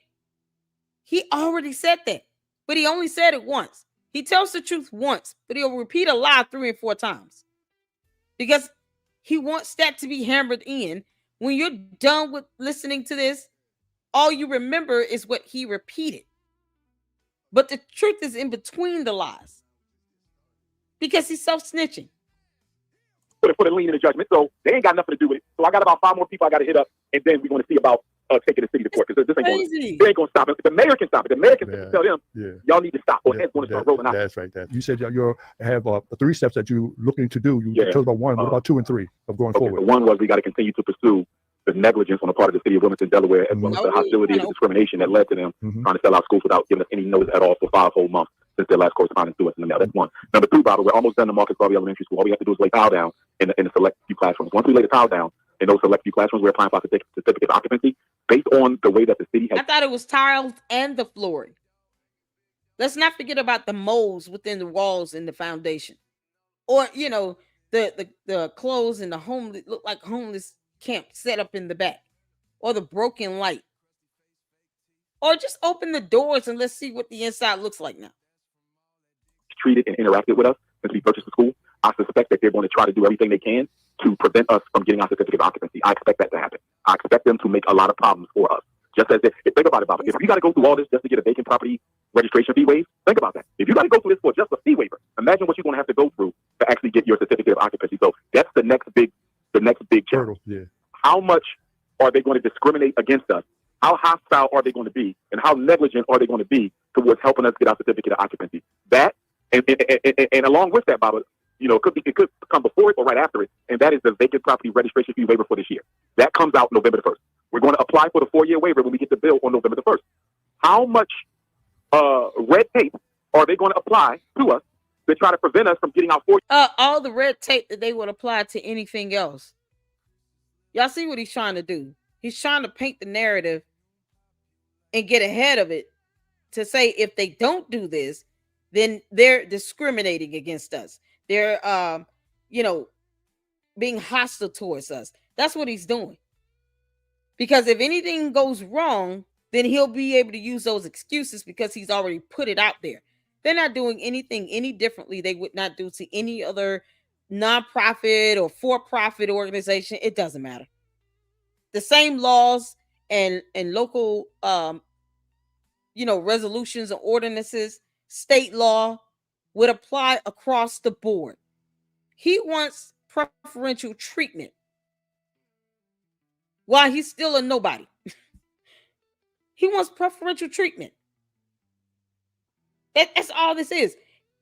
And the worst part is he's making the news because he's being exposed and because of how he's treating his mother and his children and his ex-girlfriends, how he's treating women. Not because he's doing something so great. He's a con artist. He's a scammer. So he's lying and trying to paint this narrative just to try to coerce and pressure them to give him preferential treatment. Year vacant property fee registration waiver so that we'd be forced to pay that $12,000 to each property, which would be $24,000. So you got the vacant property fee waiver coming up. You got the L&I final inspection coming up. And you still got the due process and justice that needs to be served with regard to them trying to sell our schools behind our back without no notifications for 5 months. Wow.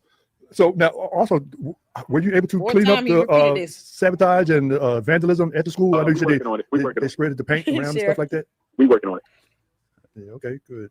So Patrick, do you have any questions for Dr. Umar? I just want to say, Patrick told me that he drove by the school and saw the doors, had the Canadian flag colors on the doors.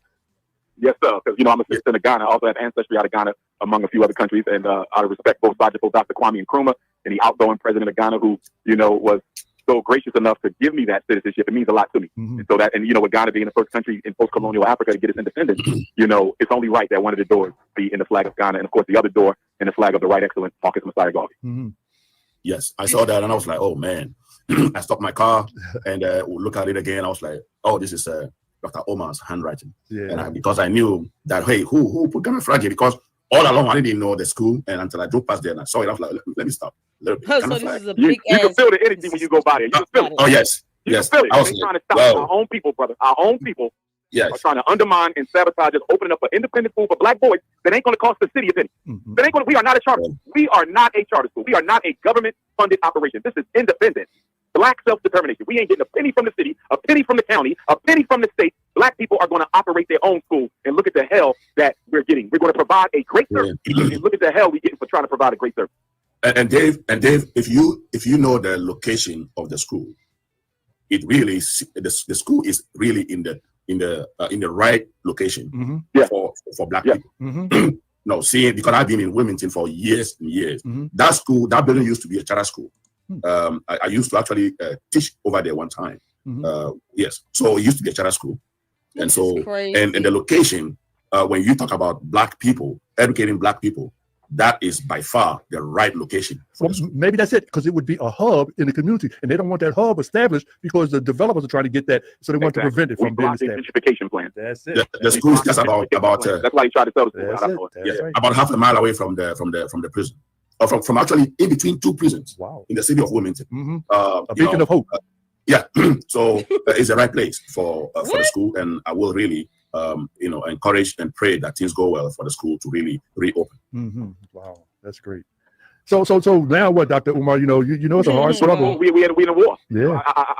I need the people to stay ever ready and vigilant in case I do have to make. Because here's what I'm most concerned about. I'm most concerned about all three things, to be honest. I'm most concerned about not getting no justice. Accountability. Trying to sell the schools behind our back with no communication for 5 months. I'm concerned about them trying to not give us our vacant property fee registration waiver. I'm concerned about that because, again, this is the same woman who didn't respond to any phone calls or emails, right? So we know there's hostility there. It's the same woman who wouldn't process my vacant property registration fee waiver application, which is a letter. It's not an application. It's a letter. I sent it to her, and she's saying wait 2 weeks and send it in again. Why you can't just take this now? I'm ahead of the game. Accept this, and if you need the bill number, just put it on there. Like, why are you making it difficult to process my waiver because you don't want to give me the waiver? You're hostile. You're hostile. If you can find against what we're trying to do, you know what I mean? And then, of course, the main thing, which is what we need to operate, and that is the final building inspection permit, the certificate of occupancy. That right there is the biggest of the three. Although I would argue that all three of them are equally important. We got to get justice for what they just tried to do to us. Sell the building without our knowledge. We got to get justice if they keep charging us these vacant property registration fees and taking money away from renovation and operation. And of course, if I had to anticipate a protest, Bob, if you said, Doc, something ain't gonna go right, and what do you think is going to be that's going to require us to have to come to Wilmington and have a protest? I would say it's going to be them not wanting to give us a certificate of occupancy, because that's what actually allows and tell these Negroes to stop being Negroes. Treat this man like everybody else. We work with people, work with him. We support other people, support him. Stop trying to find reasons not to help this man, because that's what they're doing. That's what they have consistently found reasons not to help us along in the process. Well, again, if you find out who has their eyes on the building, then you could run right up the chain and see who's at the top trying to stop the process. Donate forever. Just to be I'm screaming. I know that mayor very well. He used to be the governor of Delaware. He is fair. He is very fair. And so if you really talk to him about what is going on, I'm sure he is going to bring justice. He is going to call the parties involved, and I'm sure that he's going to make sure that he has a resolution to this. Because I know him, he is fair. I used to work with him directly. Well, I wonder if we send out a request to do an interview with him and ask him these questions about why such hostility and why such delays and discrimination against somebody that's trying to do something for the growth and development. David didn't even read the emails. He has no documentation or proof that anyone was hostile. He acts like he owes this clown something. The ass kissing in this is unbelievable. 3 grown men kissing each other's ass sitting here. Laughable to me. Father Christmas sitting here, instead of just giving him wisdom, he just catering to him, just coddling him like a baby. Unbelievable. Of the children of Delaware. If he's so concerned, then maybe he'll come on this show and tell us why. Well, we can request him to do that. I'm going to request a meeting with him ultimately. But remember, I do want to, out of respect for that office of mayor, I do want to go through the chain. You feel me? When I get to him, I want to be able to say, I already went to you. Don't want the mayor to He provided me no answers. I went to your L&I commissioner. He provided no answers for why he put my buildings up for sale. He provided no answers for why his secretary of vacant properties never responded to my phone calls or emails. He promised to get back to me and never did. Nobody has dealt with that. Okay. And then I spoke with the city attorneys. They said they had nothing to do with it. There's a few other people in offices I got to go through. And then once I've exhausted everybody, now I need to have a meeting with the mayor to see if he's willing to do anything about this. And then there's some state level offices I need to go. I want to make sure I exhaust everything. I thought it was a lawsuit. Now you want to meet with the mayor? Mayor's not going to entertain your buffoonery, boy. So when we do have to drag them into court, when we do have to sue the city and ask everybody to come out and support us in the media and a whole big thing, which I don't want to do. I just want to operate my school. But if we got to do all of that, I want to be able to say nobody gave us any redress for our grievances. I need to be able to say that. This is unbelievable. Nobody gave us any redress. The chief of staff, no redress. L&R commissioner, no redress. Right? So now I got to keep going up the chain and see who else could have had their hand. Because there's other departments involved in the judgments in the sheriff's cell, including the sheriff. You know, so I'm even going to talk to the sheriff's office and ask them what's the process and should I have been served before y'all put that monition notice on the door. Like, what notices are required to be given to property owners before you actually, put that notice on their door? Because I believe there's no way you're going to... you have a physical address on file with the court. Oh, no. He wants to cry victim because the city would not do him a favor and show him preferential treatment. And then wanted them to fill out the information of whatever he left blank. They're supposed to fill it in and do it for him. The audacity. What a clown. Convince me that it is perfectly legal and within established ordinance and procedure to not communicate at all with a property owner for 5 months. Idiot. And then out of nowhere on August the 5th, you get a judgment and put a sheriff lien on it. You can't have a hard time believing that. Well, again, I think that once the school opens, it'll be a lot easier then, because whoever has their eyes on it will say, no, they are too strong and they won't do about it. But I want to thank you, Dr. Umar Johnson, for some clarity today, because there's been a lot of people, a lot of trolling going on out there. And like you said, you're enough to it. Celebrating, Baba. They were celebrating. Yeah. House party. Oh, yeah. They were so all over YouTube, man. They were celebrating. They was having parties. Look out. Celebrating the demise of Dr. Umar. The demise of FDMG. Yeah. They were talking about he's done. He's done. Happy. Yeah. The whole nine, Baba. Listen, I'm telling you. God knows if I win or lose. That's right. Nobody is going to deny that I wasn't committed to this agenda. That is so true. That the mission was not sincere and honest from the heart. I don't know what's going to happen. I got hostile Negroes in the city government of Wilmington trying to stop every ounce of progress. You know what I mean? We just gonna keep on pushing, and hopefully the ancestors will be on our side, because our boys can use this school. Our boys can use this school. If you look at achievement in that city and them schools, it ain't that great. You feel me? They can use it.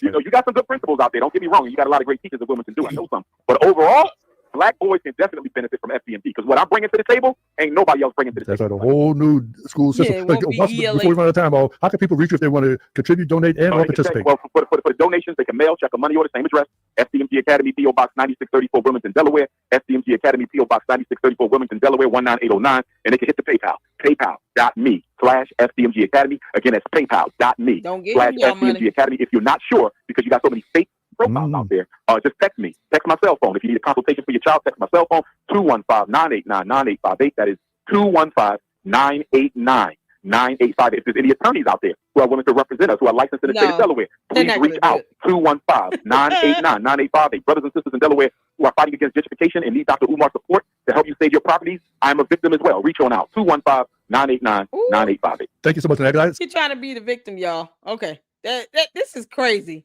I just, man, I am so glad I was able to get to I am so glad I was able to get through this, because this is insane. This is madness. Make sure you guys are hitting that like button. I just want to just show this as a reminder, because I don't expect, his brainwashed cult members or just David person to read anything, because it's too much like, right. Let me remind, Mark Lamont, Umar, you clown, you Prince of Pancrust Pizza, of this cease and desist from the state of the Commonwealth of Pennsylvania. This is what happens. This is on March 4th, 2022. You see, this is what happens, people, when you don't handle business and turn in documents that you're supposed to submit. This was issued because he failed to handle his business. He literally asked, what does it take to get served? To have a physical address, 1, and 2, to make sure it's updated with the court. If you're talking about service being processed from the court, you need to have a physical address on file. But you can't go dodging service and then get mad because you don't get served. It has to be the biggest load of bullshit. I can't believe it. You can't help but to laugh at the buffoonery of it all, because, he's just ape shit right now and losing it. He doesn't want help. You want to sit here and talk about, we don't receive government funding, we're not a charter school. Maybe you should be. because you're sucking your cult members high and dry. Now, maybe they just want to keep giving his ass money, but whatever. But where are the big wigs that keep trying to defend his ass? Mark Lamont and Charlemagne. And I heard Mark Lamont was a part of a scam. Got caught up in something, allegedly. I'm going to have to look that up. But I want the cease and desist order to be a reminder that he failed to submit all requested documentation to the Department of State, Bureau of Corporations and Charitable Organizations, or the Bureau of Enforcement and Investigation, in accordance with the law. The law. This is Pennsylvania statute 162.1, etc. Act 10. PS statute 162.1, etc. He failed to submit all requested documentation to the Department of State. Whether he was registered or not is irrelevant. He failed to submit all the requested documentation. This is what happens when you don't handle your damn business. This is it. And that's no different than what he did in Wilmington. He didn't handle his business. They told his dumbass that they could not set a waiver in place and go retroactive with it. He said, okay, fine. We paid it off in full. Then he goes back to talking about how they didn't give him a payment plan. Why would you need that? Oh, they trying to sell something. No, they already told your dumbass they were not going to retroactively set anything back. Question is, you claim to have raised all this money. It's not a big deal. Where's your proof that you paid the money out your pocket? First of all, Umar, get a damn job. Get your ass up and go get a job like everybody else. Let this be a reminder, Mark Lamont, when you want to sit here and talk about, oh, yeah, he's trying to tear people down and rejoicing in their downfall. No, he's irresponsible and he's like a 14-year-old stuck inside of a 51 fat body. He's full of shit. This is proof. You don't get issued a cease and desist order unless you violated the law, because these orders are enforceable in court. And if he were to violate it, he know that he will be held in contempt. And I highly doubt they would just sanction him. They probably will lock his ass up. He has raised so much damn money and can't give an account of how it was spent. No receipts, no invoices, no RFPs, no contracts with vendors, nothing. This is so crazy. He is full of shit. And yes, I'm cussing. You got a whole cease and desist order from another state that told him, get your bum ass on somewhere and stop collecting money if you're not going to follow our state law regarding collecting contributions as a nonprofit. He's full of shit. So yes, if he takes the city of Wilmington to court, they're going to mollywop him with his face on the freaking floor. They're going to mollywop him in court. And I hope they put his ass under oath and depose him. Now go protest that. Brainwash cult members. All right, y'all. That's all I got. I had to fuss and get that out because I hate it when he doesn't even lie in a way to where he could not be easily debunked. Simple documentation. And plus, he self-snitched so many times in this one interview. He self-snitched so much, I had to keep pausing it just to point out the lie. He repeated lies 3-4 times, but when it came to him telling the truth, he only said it once. Oh, information is available to the public. Okay, well, you said some, but not all. Obviously, you don't understand how public information works, but yeah, go ahead and entertain us. What part of it is for the public and what part of it is not? He wouldn't be able to answer that question because he doesn't know, and he doesn't care. He knew that the stuff was due. Exactly, Helen.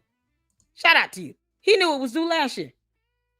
And he failed to follow up. He sent emails in April. He could give all the dates that he communicated in April when it was too late. but can't say why he didn't continue to communicate after that, or just go to the courthouse himself. When he found out about the writ, he could have went straight to that courthouse. He can go travel to these HBCUs, filming these college teenage girls' booties and stuff all in his videos, but he can't take his dumb ass to the courthouse to figure out what's going on with a writ. And then he talk about who gave permission for this. The judge. The judge is the only authority that can sign a judgment, whether it be a judge from a court of law or an administrative hearing, and someone is actually representing serving as the administrative judge for like an agency when they have their administrative hearings, or a judge in the court of law. The judge signed that. So I dare you, Umar, please go to court and make my day. And go in there and think you're going to go off on that judge. I wish the hell you would. Won't you show us how bad you really are? Please go in there. That way we can all join in and really have a cookout, seeing the damn court sheriffs and the bailiff tackle your ass to the floor and lock you up. Please go into court and show your ass. We would love for that to happen. You want to know who has the authority? The judge. Now go to the judge, go to the courthouse, and try to go off on that judge. I wish the hell he would. I want him to try. Please try it. Please try that. Umar, if you've never listened to anything I say in life, Lady Luck Club will be waiting for you to go confront that judge that signed that writ. Please let that happen. Make sure it's recorded. It's a civil procedure. Yeah, that'll be available to the public to be able to watch that Zoom hearing. Please go in there and think you're going to go off on that judge. I wish you would, Umar. I wish you would. No one will stop you. You have free range to go to that courthouse and walk into that courtroom. Go find that judge that signed that writ and think you're going to give them a piece of your mind. Please let that happen. Go do it. Go do it, bro. Umar, you can go in the courthouse and sit there and just get buff with the judge. Please do that. Can you make sure that the cameras are rolling? It'll be the greatest tantrum you've ever thrown known to mankind. Please let that happen. Y'all, he's a clown. All right. I want to give some shout outs. Thank you guys for the Supers Information Man Show. Much love and respect. Right back at you. Thank you so much for tuning in. I am absolutely honored that you're here, and I appreciate you for hanging out with us. This was a long one, but it was definitely worth it. We're coming up on 2 hours and 52 minutes. It's so worth it. Thank you, Ginger Spice, for the $10 super. And then the $10 super again, you guys. We met our quota. I forget to say this. Every live, we have a $25 goal. So we've met the goal. I appreciate the supers, the donations. It goes right back to the expenses for the channel. You guys see, I'm trying to hit 30,000 subs by the end of September. So if you have not liked this video and subscribed to the Lady Luck Club, you're missing out on so much fun. And plus, check out all the other great content that is on the channel as well. I don't just talk about Umar. I talk about, other major topics that's trending, especially that's trending in the news. So check out all the other great content. Yeah, I went scorched the earth on Candace last night because that's another one that keeps lying like hell. But I want to say thank you all for tuning in and hit that like button. I appreciate all the support. And until the next one, you guys, we will be live tomorrow talking about Candace because it just needs to be done. Her rhetoric is just going to get a lot of people put in jeopardy. So it's going to be awesome tomorrow. And anything you guys have missed, please check out the replay. Make sure you hit the like button and comment. Engage in the comments. Share the video. Let's get this platform growing. Let's hit 30,000 subs. I appreciate you all. Thank you, Manny. I love you too. Lady Luck Club is just honored to have all of the supporters here. Shout out to Leonard Honor for sending me that copy of that deed, by the way, because he sent it to me. But I truly appreciate it. You guys have no idea. So tune in tomorrow at 8 o'clock, I think, or 9 p.m. Eastern Standard Time. Check out the, you'll get a notification. Make sure your notification bell is turned on. And once the new month rolls in, I'll give out the 10 free memberships so you guys can come hang out with us in the members only lives. He still claims to be relative of Frederick Douglass. Are you kidding? They're going to have his ass he's going to be committed if he keeps going at this rate. He's unraveling. He knows he's not going to open that school up. And this grift is wearing out. He run a whole pyramid scheme with the stupid school. It's just what it is. It's a pyramid scheme. So no fresh money coming in. You know, it is. Your grift is running dry, Umar. You might want to start doing some applications. Maybe the city of Wilmington will actually hire you to work there. Then you can earn your money. Yeah, you go and sue the city if you want to without any merit to any claim. They're going to have his ass ordered to do a psyche eval. Because all these videos will be played, and then all the city attorneys have to do is say, Your Honor, look at this dumb shit. That's all they got to do. Hit play on all these videos and watch him crash out on all these videos.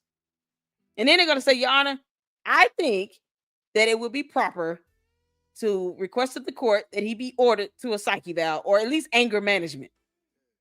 Because that's exactly what's going to happen. So please, file that lawsuit. That way they can have your ass deposed and put on the oath. Don't run for the service. If you file, you're the petitioner. You will have to meet your burden. So I hope he does it. I hope he does it. Terrence Bailey is getting a lawsuit for Umar about Frederick Douglass. Oh, good. Good. Terrence Bailey, please have him deposed. You can have him subpoenaed for a deposition. I hope that's the case. Anyone that sues him, you can get a deposition out of him. That'll be awesome. Make sure it's recorded. Or at least send me the court transcript and I'll read it. All right, y'all. I'm good, man. We're going on 3 hours. Thank you all so much. Y'all make sure y'all tune in tomorrow when we talk about Candace. I would love to have all of you guys back supporting. There's so much going on in the news. It just never ends. And have a good night. And then we will be back tomorrow. And until the next one, thank you all so much. Lady Luck Club out. Deuces.